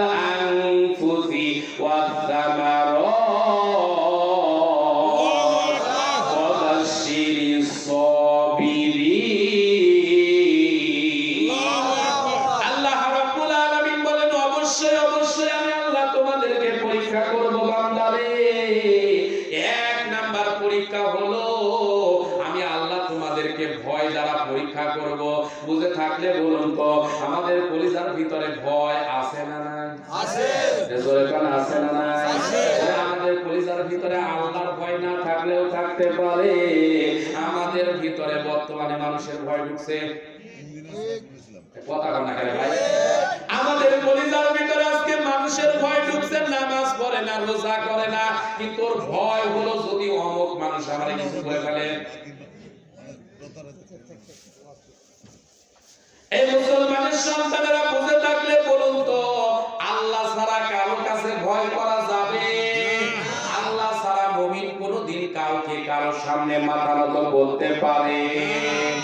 আল্লাহ পাকের এই পৃথিবীর জমিনে প্রিয় বান্দা যারা আছে, এই পৃথিবীর জমিনে তারা জীবন দিতে পারে, শহীদ হতে পারে, কিন্তু আল্লাহ ছাড়া কারো কাছে মাথা নত করে না।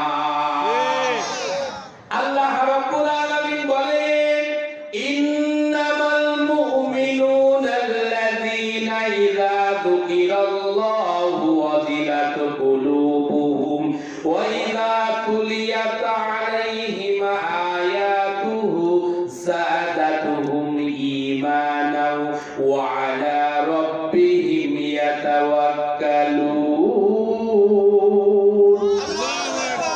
আর একটু জোরে বল। আল্লাহ রাব্বুল আলামিন বলেন, ইন্নামাল মুমিনুন, নিশ্চয় যারা মুমিন, আল্লাযীনা ইযা যুকিরাল্লাহু ওয়াজিলাত কুলুবুহুম, আমার মুমিন বান্দার সামনে যখন আমার জিকির করা হয়, মুমিন বান্দার অন্তরাত্মাগুলো কেঁপে কেঁপে ওঠে। ওই মুমিন বান্দার সামনে যখন কোরআন পড়া হয়, ওই মুমিন বান্দার তখন ঈমানগুলো বেড়ে যায়। ঈমান বাড়তে বাড়তে এমন একটা পর্যায়ে পৌঁছিয়ে যায়, আল্লাহ পাক রব্বুল আলামিন বলেন, বান্দারে, ওই মানুষটার ঈমানটা এমন একটা পর্যায়ে পৌঁছিয়ে যায়, ওই মানুষটা তখন কোনো মানুষকে ভয় পায় না, ওই মানুষটা কোনো মানুষের চক্ষু রাঙানিতে ভয় পায় না, ওই মানুষটা কেবলমাত্র শুধুমাত্র একমাত্র আমি আল্লাহর দিকে তাকায়া, ওই মানুষটার হালত তখন এমন হয়, ওই মানুষটা তখন জীবন দিতে রাজি, ওরে শহীদ হতে রাজি, কিন্তু আল্লাহ ছাড়া কারো কাছে এক মুহূর্তের জন্য মাথা নত করতে রাজি না। এরকম লোক আছে না নাই? এজোরে কোন আছে না নাই? আজকে আমরা মনে করি মাথায় টুপি দিলেই মনে হয় ইমানদার, মুখে দাড়ি রাখলে ইমানদার, গায়ে জুব্বা পরলে ইমানদার। মাথায় টুপি অবশ্যই দরকার, এটা স্বীকার করতেই হবে। কথা বলা গেল, মুখে দাড়ি সুন্নাত রাখতে হবে, অবশ্যই রাখা দরকার। গায়ে জুব্বা অথবা পাঞ্জাবি পরা দরকার অবশ্যই, কিন্তু একটা জিনিস মনে রাখা দরকার, দাড়ি টুপি পাগড়ি এটা লেবাস, এটা ঈমান নয়। ঠিক কথা বলা গেল ভাই, কারণ দাড়ি টুপি পাগড়ি এটা আব্দুল্লাহ ইবনে উবাইরও ছিল, কিন্তু আব্দুল্লাহ ইবনে উবাই জান্নাতে যাবে না, কারণ ওর ভিতরে ঈমান ছিল না, বরং নিফাকি বেঈমান ছিল। ঠিক কথা বলা যায় না? মোনাজাত দিব না, আপনাদের লক্ষ্য তো ভালো না, না আমার লক্ষ্য বলতেছে না এখন। এই মুসলমানের সন্তানেরা কথাগুলো হৃদয়ের কান দিয়ে শোনেন। যারা এই পৃথিবীর জমিনে মুমিন বান্দা হবে, আল্লাহ পাক রব্বুল আলামিন বলে, বান্দারে, তারা আমি আল্লাহ ছাড়া কারো কাছে মাথা নত করবে না। যতই জুলুম আসুক, নির্যাতন আসুক, সব অবস্থাতে ভরসা করবে কাকে? আল্লাহ। এরপরে কোন ভরসা করবে কাকে? এই জন্য আমরা পৃথিবীর জমিনে এমন মানুষ দেখেছি, ওরে যারা জীবন দিয়েছে, শহীদ হয়েছে, কিন্তু বাতিলের কাছে এক মুহূর্তের জন্য মাথা নত করে না। আল্লাহ রাব্বুল আলামিন বলেন, এক নাম্বার পরীক্ষা করব ভয় দ্বারা, দুই নাম্বার পরীক্ষা করব আমি খোদা দ্বারা।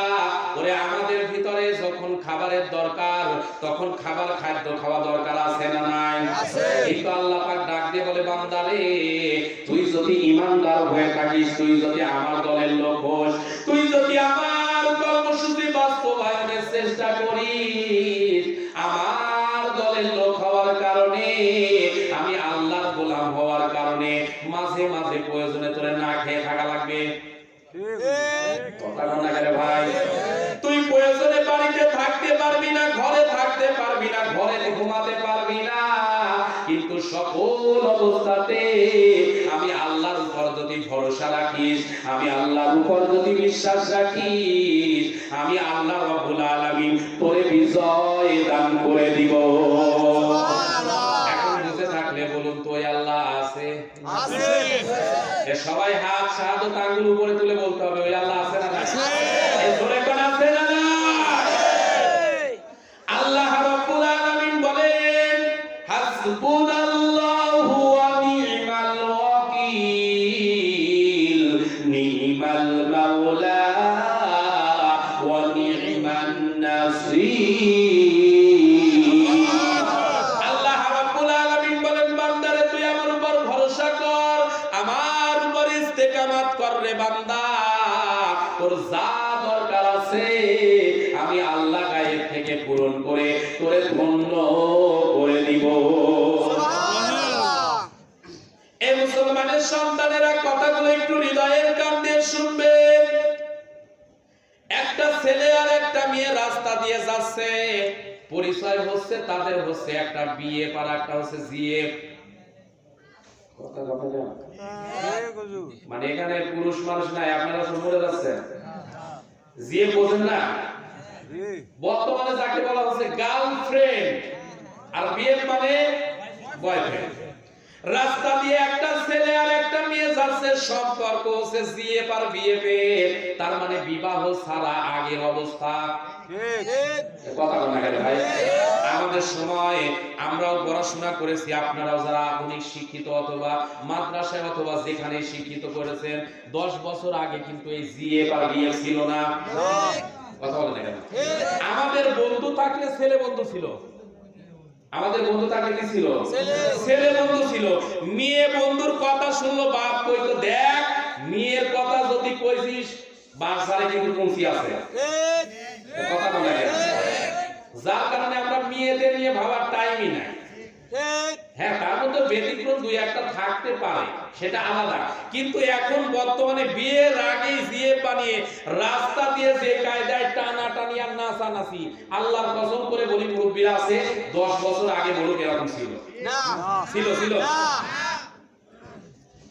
এরকম একটা ছেলে আর একটা মেয়ে রাস্তা দিয়ে যাচ্ছে হেঁটে, রাস্তাটা মনে করেন কাঁচা রাস্তা, বৃষ্টি হয়েছে হঠাৎ করে, একটা জায়গায় কাদা হয়ে আছে। বাজান আমার কথা একটু বোঝা লাগবে, না হলে বুঝতে পারবেন, একটু আমার কথা মন দিয়ে শোনেন। রাস্তা দিয়ে একটা ছেলে আর একটা মেয়ে যাচ্ছে, রাস্তার মাঝখানে একটু কাদা ছিল, যেখানে পানি জমা কাদা, বুঝেন তো, কাদা ছিল, এমন একটা রাস্তা দিয়ে যাচ্ছে। আর একটা মানুষ, বুড়ো মানুষ হেঁটে হেঁটে যাচ্ছে, কিন্তু বুড়ো মানুষের হাঁটার কিন্তু সাইজ ভালো না, একবার এই দিক একবার এই দিক। কথা বলেন, কারণ মানুষটা বুড়ো হয়ে গেছে। হাঁটতে হাঁটতে এক পর্যায়ে কাদার ভিতরে একটা পা যখন বুড়ো মানুষটার চলে যায়, ওর কাদা ছিটকে যেয়ে ওই মেয়েটার শরীরে যখন লেগে যায়, পাশেই ছিল বয়ফ্রেন্ড, ওর মাথা গরম হয়ে গেছে, ওরে বুড়ো বেটার কারণে আমার সুন্দরী যুবতী, আমার ভালোবাসার মানুষের এই যে মুখে কাঁটা লেগেছে। বুঝে থাকলে বলুন তো, বর্তমানের এই উগ্রপন্থী যদি যুবকের সামনে ওর যদি প্রিয়তমার অবস্থা এরকম হয়, ওর মাথা ঠান্ডা না গরম? ঠান্ডা না গরম? আরে গরম মানে মুরব্বিকে ধরে কাছে নিয়ে এক চল লাগিয়ে দিছে। এরকম মুরব্বিদের উপর টর্চার করা, অপমান করা, হাত তোলা, এরকম যুবক নামে কলঙ্ক আছে না নাই? আছে। কিন্তু একটা জিনিস চিন্তা করা দরকার, তুমি যুবক, তোমার হাতে আজকে যে পাওয়ার আছে, ক্ষমতা আছে, এই পাওয়ার সারা জীবন থাকবে না, তুমিও একদিন বুড়া হবে। এ কথা ঠিক না ভুল? এক পর মেরে দিয়েছে যখন যুবক, আল্লাহর বান্দা বুড়া মানুষ সর খাওয়ার পর ওই জায়গার ভিতরে বসিয়া দুই চোখের পানি ফেলে কান্দে, আর কিছু বলে না। রাস্তা দিয়ে হেঁটে হেঁটে চলে যাচ্ছে আল্লাহ পাকের প্রিয় বান্দা, আর যুবক তখন নারীর কাছে যাইয়া তার প্রিয়তমার কাছে যে গর্ববোধ করে বলতেছে, দেখো তো দেখো, তুমি কি সাধারণ কোন যুবকের গার্লফ্রেন্ড? তুমি হচ্ছে আমার গার্লফ্রেন্ড, যার কারণে বুড়ো বেটারে একটা লাগাইছি। এরকম লাগানো যুবক আছে না? আছে। এই মুসলমানের সন্তানেরা এমন সময় একটু কথাটা শুনবে, সব কিছু করার মালিক কে? জোরে কোন মালিক কে?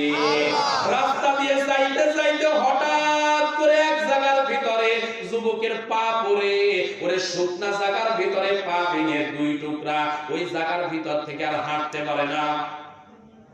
জোরে করেন আল্লাহু আকবার। আর একটু জোরে করেন আল্লাহু আকবার। যুবতী হাত ধরে টানে, ওগো চলো যাই। বলে যাবো কিভাবে, আমি তো আর হাঁটতে পারতেছি না। যুবক আর যুবতী এক জায়গায় বসে কান্দে, ওরে হলো কি হলো কি হলো কি। একজন মুরব্বী হেঁটে হেঁটে যায় ওই রাস্তা দিয়ে, ডাক দিয়ে বলে মা গো কি হয়েছে তোমাদের, এখানে বসে কান্দো কেন?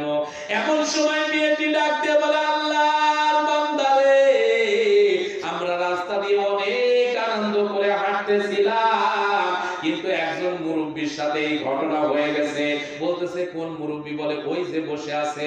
এমন সময় ডাক দিয়ে বলে তোমরা তো মানুষ চেনো না, যেই মানুষটার বাড়িতে প্রতিদিন সকাল থেকে সন্ধ্যা, সন্ধ্যা থেকে সকাল, যে মানুষটার বাড়িতে প্রতিদিন মানুষেরা শুধুমাত্র দোয়া নেওয়ার জন্য আসে আর যায়, ওই মানুষটাকে মেরে তুমি কোন কায়দায় ভালো রাস্তা দিয়ে হেঁটে যাবা? যেই মানুষটা আল্লাহর প্রিয় পাগল বান্দা রে, ওই মানুষটাকে সর মেরেছো, ওই মানুষটা কিছু যদি নাও করে, ওই মানুষটার যিনি মালিক আছে, ওই মানুষটা তোমাদের বিরুদ্ধে স্বয়ং অ্যাকশনে চলে গেছে। যুবতীরা ডাকতে বলে যুবতী শোনো, তোমার গায়ে সামান্য কাদা লাগার কারণে তোমার প্রিয়তমার যেমন করে কলিজার ভিতরে আগুন লেগেছে, ওই মানুষটারও কিন্তু একজন মালিক আছে। আছে না নাই? কারণ যে মানুষটা আল্লাহর গোলামি করে, ইবাদত করে, মুরব্বী মানুষ, ওই মানুষটা আল্লাহর প্রিয় বান্দা। ওই মালিক, ওই মানুষটার মালিক কে? আল্লাহ। এই জোরে কার মালিক কে? আল্লাহ। এই মুসলমানের সন্তানেরা বোঝাবার জন্য বলতেছি, এমন সময় মুরব্বী ডাক দিয়ে বলে বাঁচতে যদি চাও ওই মানুষটার কাছে এখনই গিয়ে মাপ চাও। কিন্তু যুবক বলে না, আমি বুড়ো বেটার কাছে মাপ চাবো না। এরকম অহংকারী লোক আছে না? আছে না? মুরব্বী ডাক দিয়ে বলে বেটা বেয়াদব, তুই তো চিনিস না উনি কে? কে কে? ওরে আগুন লেগেছে রংপুর, পানি যদি ঢালেন মাদারীপুর, কিয়ামত পর্যন্ত পানি ঢাললেও নিভবে না। জোরে কথা কেন ভাই? আগুন লেগেছে মাদারীপুর, পানি যদি ঢালে গোপালপুর, আগুন নিভবে না। জোরে কথা নিভবে। আল্লাহর পাগল বান্দা ডাক দিয়ে বলে এ যুবক, এখনো যদি বাঁচতে চাস মুরব্বির কাছে যা, তাহলে বাঁচতে পারবি। মুরব্বির কাছে যাওয়ার পর ডাক দিয়ে বলে বাজার, বুঝতে পারি নাই, চিনতে পারি নাই, আপনি কত আল্লাহর প্রিয়তম বান্দা। ও আল্লাহর প্রিয় বান্দা গো, ভুল করে ফেলেছি, দয়া করে আল্লাহর ওয়াস্তে আমারে মাফ করে দেন। মুরব্বি ডাক দিয়ে বলে বাজার, আমি তো তোমার বিরুদ্ধে আমি কারোর কাছে কৈফিয়ত দেই নাই, তুমি আমারে মেরেছো, আমার চোখ দিয়ে পানি পড়েছে, কিন্তু আমি শুধু বলেছি আল্লাহ, আল্লাহ পাক রব্বুল আলামিন তোমার বিরুদ্ধে অ্যাকশনে চলে গেছে। আমি আল্লাহর কসম করে বলি, আমার সত্তার কসম করে বলি, আমি কিছু বলি নাই। কিন্তু তোমার প্রিয় তোমার গায়ে সামান্য কাদা লাগার কারণে তোমার যেমন রাগ হয়েছে, আমি আল্লাহর গোলাম হওয়ার কারণে, আমি আমার গোলাম, আমি আমার মালিকের ইবাদত করি, তুমি যখন আমারে সর মেরেছো, শুধু আমার মালিককে বলেছি আল্লাহ, আমার আল্লাহ রব্বুল আলামিন স্বয়ং তোমার বিরুদ্ধে অ্যাকশনে চলে গেছে। আল্লাহ রব্বুল আলামিন বলেন আলা ইন্না আউলিয়া আল্লাহি লা খাউফুন আলাইহিম ওয়া লা হুম ইয়াহজানুন। আল্লাহ রাব্বুল আলামিন পবিত্র কোরআনে কারিমা সূরা ইউনূস 10 নাম্বার সূরা 11 নাম্বার পারার 62 নাম্বার আয়াতে কারিমা থেকে বলতেছি, আল্লাহ পাক ডাক দিয়ে বলে সাবধান। জোরে বল সুবহানাল্লাহ। সুবহানাল্লাহ। এই কোরআনে কারিমার ভিতরে নামাজের আগে আল্লাহ পাক সাবধান বলে নাই, রোজার আগে বলে নাই, ওরে যাকাতের আগে বলে নাই, কিন্তু আল্লাহর প্রিয়তম বান্দাদের ক্ষেত্রে বলেছেন সাবধান। ঠিক। আর একটু জোরে বলুন সুবহানাল্লাহ। সুবহানাল্লাহ। আল্লাহ পাক রব্বুল আলামিন ডাক দিয়ে বলে বান্দাদের সাবধান, এই পৃথিবীর জমিনে যারা আমার বন্ধু হবে, আমার পাগল প্রেমিক হবে, আমার প্রেমিকদের দিকে যারা চক্ষু রাঙাবে, আমার বান্দাদের দিকে যারা চক্ষু রাঙিয়ে তাকাবে, আজ হোক কাল হোক ওদের হাত লুলা হয়ে কিন্তু পড়বে। ঠিক। কথা বলা গেলে ভাই, এই পৃথিবীর জমিনে এখন কি নবী আছে? নাই। কথা বলতে হবে। নাই। রাসূল আছে? নাই। কিয়ামত পর্যন্ত আর নবী রাসূল আসা সম্ভব? নবী নেই, আসবে না, কিয়ামত পর্যন্ত আসা সম্ভব না। নবী বলেছেন আল উলামা ওয়ারাসাতুল আম্বিয়া, আমি নবী চলে গেলাম কিন্তু আমার ওয়ারিস আলেমদেরকে রেখে গেলাম। ঠিক। সুবহানাল্লাহ। বাড়ি কি কেমন? সুবহানাল্লাহ। আর একটু জোরে করো। সুবহানাল্লাহ। তাহলে নবী নেই কিন্তু ওয়ারিস আছে না নাই? আছে। তাহলে নবীজি বলেছেন তোমরা যদি আমি নবী থাকবো না কিন্তু আমাকে পেতে চাও, আমার ভালোবাসা পেতে চাও, হক্কানি রব্বানি একজন আলেমের হাতের সাথে হাত লাগালে ওই হাত সাধারণ কোন মানুষের সাথে লাগাওনি, বরং মনে করবা একজন পয়গম্বরের সাথে তোমার হাত লেগে গেছে। সুবহানাল্লাহ। তাহলে যদি হাত লাগার কারণে মর্যাদা বাড়ে, ওই নবীর উম্মতদেরকে, ওই নবীর উত্তরসূরিদেরকে, ওই কোরআনের পাখিদের দিকে যদি কেউ চক্ষু রাঙায় তাকায়, ওই আলেমদের দিকে যদি কেউ অত্যাচার জুলুম নির্যাতন করে, ওর লক্ষণ ভালো না খারাপ? খারাপ। ওরে খারাপ মানে আল্লাহ পাক আজ হোক কাল হোক বিচার করবে করবে করবে, ঠিক। একটাও ছাড় পাওয়া যাবে না। ঠিক। কথাটা না ঠিক। এই মুসলমানের সন্তানেরা কথাগুলো একটু হৃদয়ের কান দিয়ে শুনবেন। আমি আগেই বলেছি চোর কিন্তু আছে চৌকির নিচে, আর হুজুর আছে চোখের উপরে। মনে আছে না, ভুলে গেছে? আছে। হ্যাঁ, ওইটা সমাধান কিন্তু দিব। আর একটা জিনিস আপনাদের কাছে বলি, আপনি আমি মারা যাব, এতে কি কোনো সন্দেহ আছে? না। সন্দেহ আছে? না। যারা আজকে আমরা মারা যাব না, যাবো। সবাই মারা যাব, কিন্তু কথা হলো যিনি আমাদেরকে জান কবজ করবে সেই ফেরেশতার নাম কি? আজরাইল। সবার বলতে হবে। আজরাইল। নাম কি? আজরাইল। আজরাইল কয়জন? একজন। সবার হাত তুলে তো দেখি। একজন। একজন। একজন। এখন বাংলাদেশে 17 কোটি মানুষ।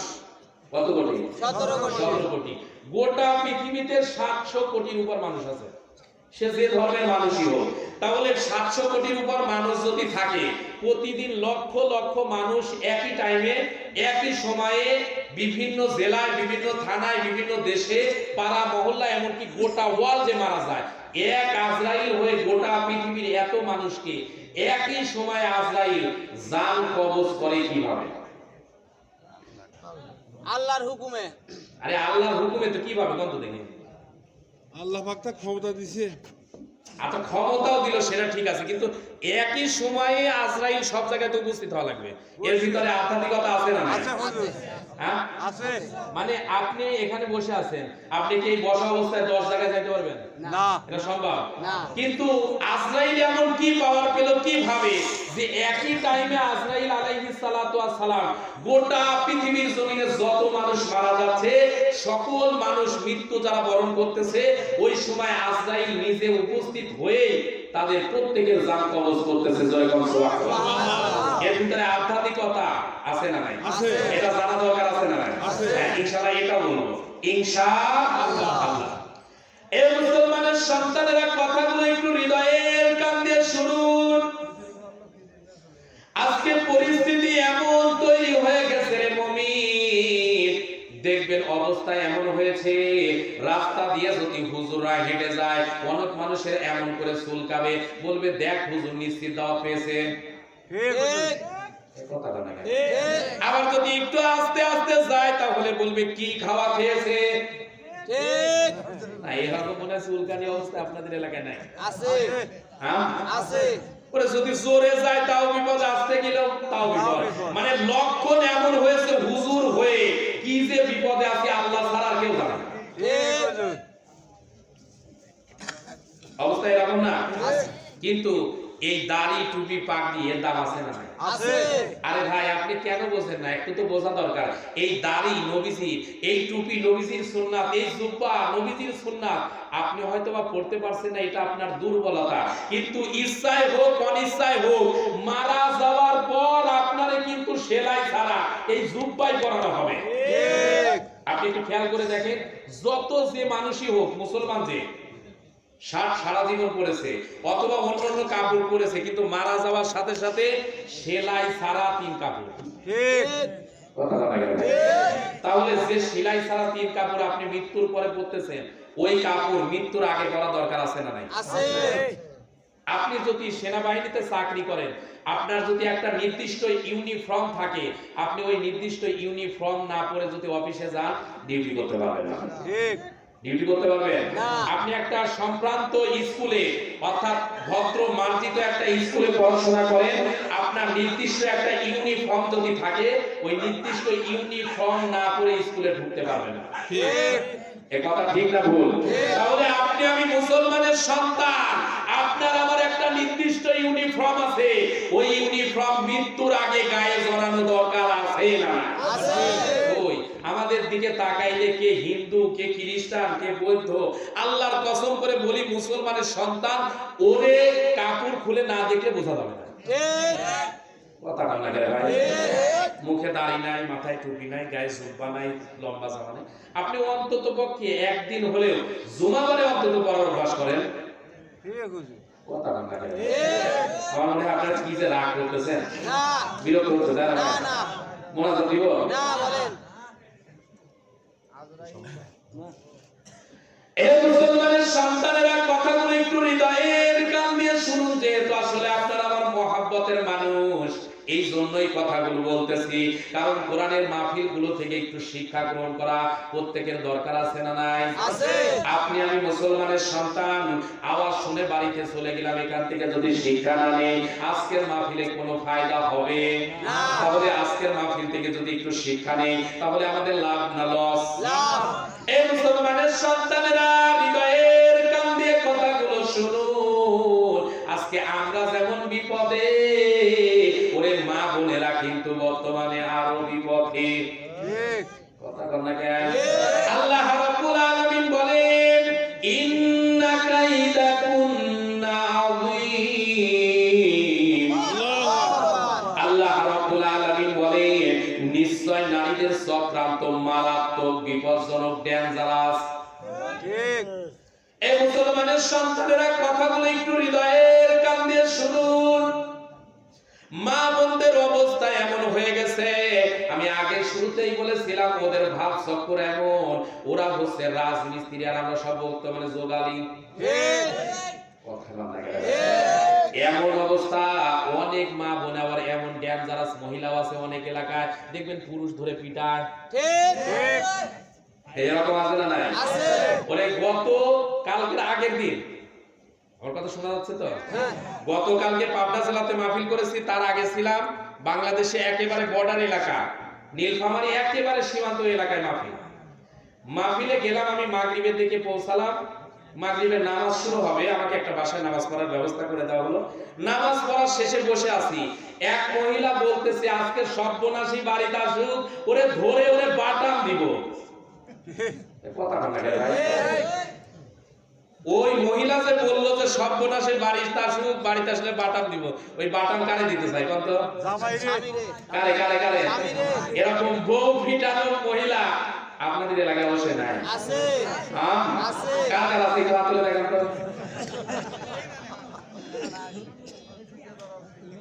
হ্যাঁ, বলতেছে হুজুর আপনি কি পাগল হয়েছেন? আমি হাত তুলি আর সকালবেলা আমার হোম মিনিস্টার যাতে নাস্তা বন্ধ করে দেয়।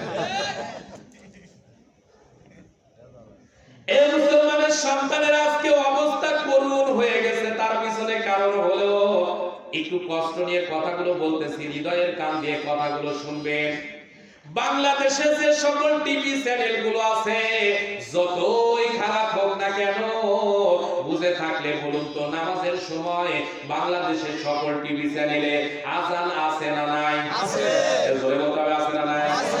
ওরে আছে মানে রমজান মাসে টিভি চ্যানেল গুলোর দিকে তাকালে দেখবেন সব টিভি চ্যানেল যেন হুজুর দিয়ে ভরা। ঠিক। কথা বলা কেন?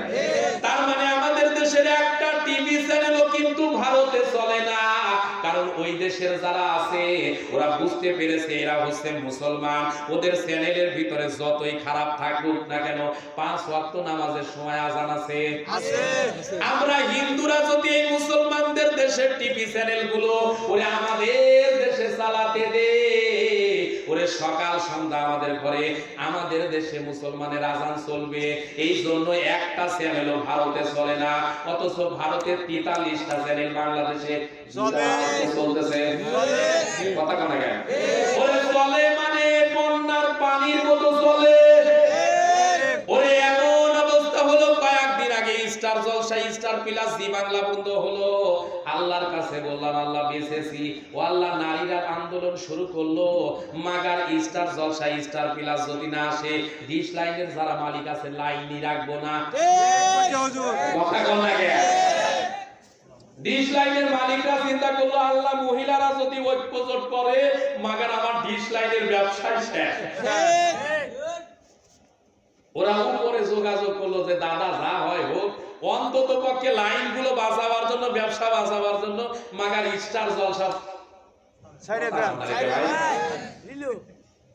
আর এই চ্যানেল গুলোর প্রতি আমাদের দেশের মা বোনেরা এত আসক্ত, ওরে রাতের বেলা দেখতে না পারলে সকালবেলা দেখবে নামাজ পড়ার মতো কাজ আদায় করে। এরকম আছে না নাই? ওরে সংসারের কাজ হোক আর না হোক আগে ওর জলসা লাগবে। এরকম আপন আছে না নাই? আরে আছে মানে আমাদের ঘরগুলো কি হুজুর কি দাড়িওয়ালা কি টুপিওয়ালা কি পাগড়িওয়ালা কি নামাজি, ওরে সব ঘরগুলো দিদাসে চলতেছে। যেগুলো কয় না সেগুলো বুঝবে যে ওই ঘরে বেশি চলতেছে। এই মুসলমানের সন্তানের অবস্থা এমন করুণ হয়ে গেছে। আপনি মুসলমান হন, একটা জিনিস চিন্তা করা দরকার, আপনার ঘরের ভিতরে কোরআনে কারিমার তেলাওয়াত থাকা দরকার আছে না? কিন্তু আমাদের ঘরে আজকে কোরআনের তেলাওয়াত নাই, আমাদের ঘরের ভিতরে আজকে নামাজের কথা নাই। আজকে আমাদের ঘরের ভিতরে আল্লাহর কথা না থাকলেও থাকতে পারে কি হুজুর কি খেজুর কি কার কথা বলবো। ওরে প্রত্যেকের ঘরে সকাল সন্ধ্যা টিভির মাধ্যমে হলেও দেখবেন স্টার জলসা স্টার প্লাস জি বাংলা জি গোল জলসা মুভিজ দিয়ে ওরে সকাল সন্ধ্যা উলুলুলু দিচ্ছে। কথা না অনেকে চিন্তা করতেছে যে হুজুর আসছে ছোট মানুষ যা বলে বলুক আমরা কথা বলবো না, এটা বলতেছে না।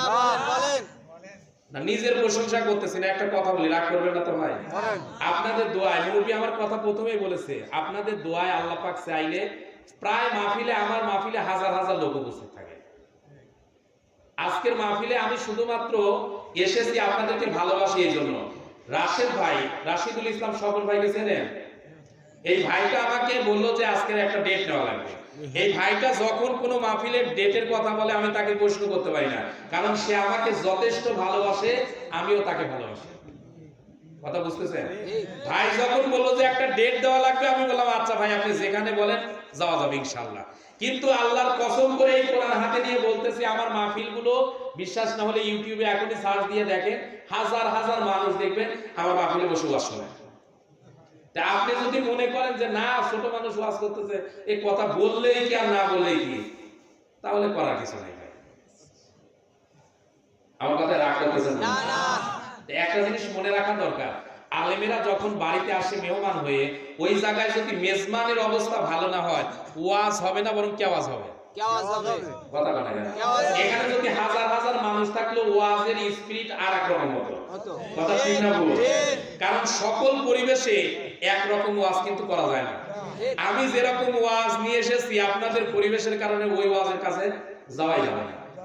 কারণ লোক পরিবেশ পরিস্থিতির কারণে ওয়াজের মাঠ একরকম হয়। বারাবিলে যেরকম পরিবেশ ছিল, যেরকম লোক ছিল, যেরকম ময়দান ছিল, ওরে আওয়াজও কামরুল হাসান জিয়াদির হাঁটানোর মতোই ছিল। এই কথা বলতে গেল আপনাদের এখানে যেরকম মানুষ মানে আপনারা ঠান্ডা আমিও ঠান্ডা আছি, আপনারা গরম হলে বুঝাতাম গরম কাহাকে বলে। কথা বলে না রাগ করলেন ভাই? এটা মনের কষ্টের কথা বললাম, এই জন্য অনেক অনুরোধ জানাইছি, তারপরে অনেকে এখনো ঘরের মধ্যে বসে বসে টিভি দেখতেছে। এরকম আছে না নাই? জয়গান আছে না নাই? ও আল্লাহ রে আল্লাহ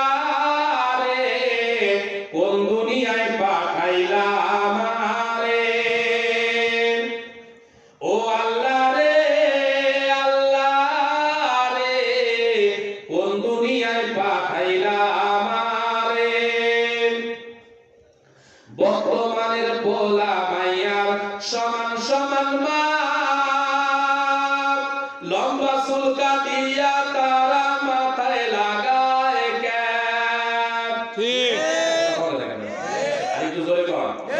ও আল্লাহ রে আল্লাহ রে, কোন দুনিয়ায় পাঠাইলা আমারে। বর্তমানের পোলা মাইয়া রাস্তা দিয়া যায়, আবার কারো লম্বা সুরে বুকটা ফাইটা যায়। বর্তমানের পোলা মাইয়া রাস্তা দিয়া যায়, আবার কারো বাংলা সুরে বুকটা ফাইটা যায়। ও আল্লাহ রে, কোন দুনিয়ায় পাঠাইলা আমারে। ও আল্লাহ রে আল্লাহ রে, কোন দুনিয়ায় পাঠাইলা আমারে। লিল্লাহে তাকবীর, নারায়ে তাকবীর, আল কোরআনের আলো, লিল্লাহে তাকবীর। সবাই একটু জিকির করি লা ইলাহা ইল্লাল্লাহ লা ইলাহা ইল্লাল্লাহ ওইটা শেষ করে দেবো, সমস্যা নেই।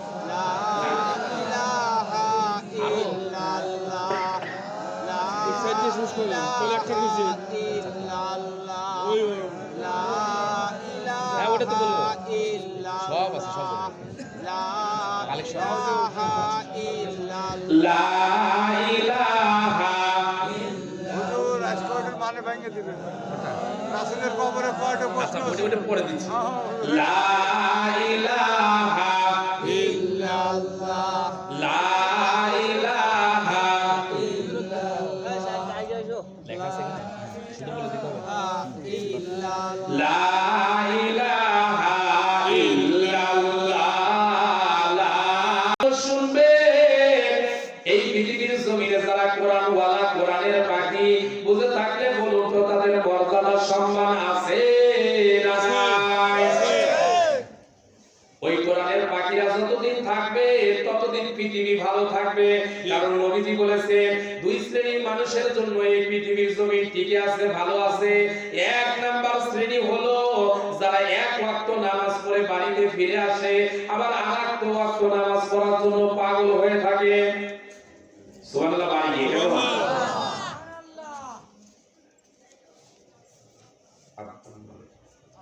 আব্দুল মালিক ভাই নগদ 500 টাকা দিয়ে বাবার জন্য দোয়া চাই। লিল্লাহি তাকবীর। আল্লাহ তাআলা দানকে কবুল করে নাও, হায়াতে তাইয়্যিবা দারাজ করে দাও। আহলে বাইতের মধ্যে যারা কবরে চলে গেছে, মেহেরবানি করে প্রত্যেকের রূহ মুবারকের সওয়াব পৌঁছায় দাও। জোরে বল আমিন। এই বাংলার সবুজ ভূখণ্ডে কোরআনের পতাকা তুলবে। পতাকা না কেন? এই বাংলার সবুজ ভূখণ্ডে কোরআনের পতাকা তুলবে, আবার নতুন করে কোরআনের পাখি কোরআনের ময়দানে ফিরবে। এই বাংলার সবুজ ভূখণ্ডে কোরআনের পতাকা উড়বে, আবার নতুন করে কোরআনের পাখি কোরআনের ময়দানে ফিরবে। জোরে কান আমিন। আরেকটু জোরে কান আমিন। তুমি আসবে, ফিরে আসবে, ইনশাআল্লাহ আসবে। তুমি হামজার মতো বুকে সাহস নিয়ে যাবে বাতিল শক্তিকে রুখতে, খালিদের মতো হুঙ্কার দিয়ে জাগিয়েতে জনতা রাখবে।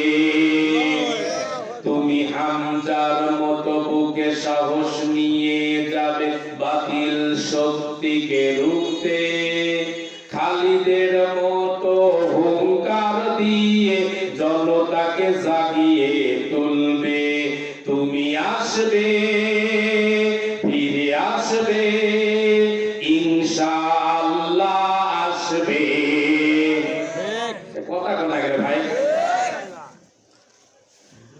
মুমিন কখনো বাতিলের কাছে মাথা নত করে না,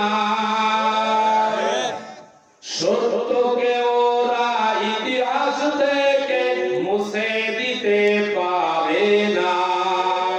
তুমি আসবে, ফিরে আসবে, ইনশাআল্লাহ আসবে। জোরে কার আমিন। এই বাংলার সবুজ ভূখণ্ডে কোরআনের পতাকা উড়বে, আবার নতুন করে কোরআনের পাখি কোরআনের ময়দানে ফিরবে।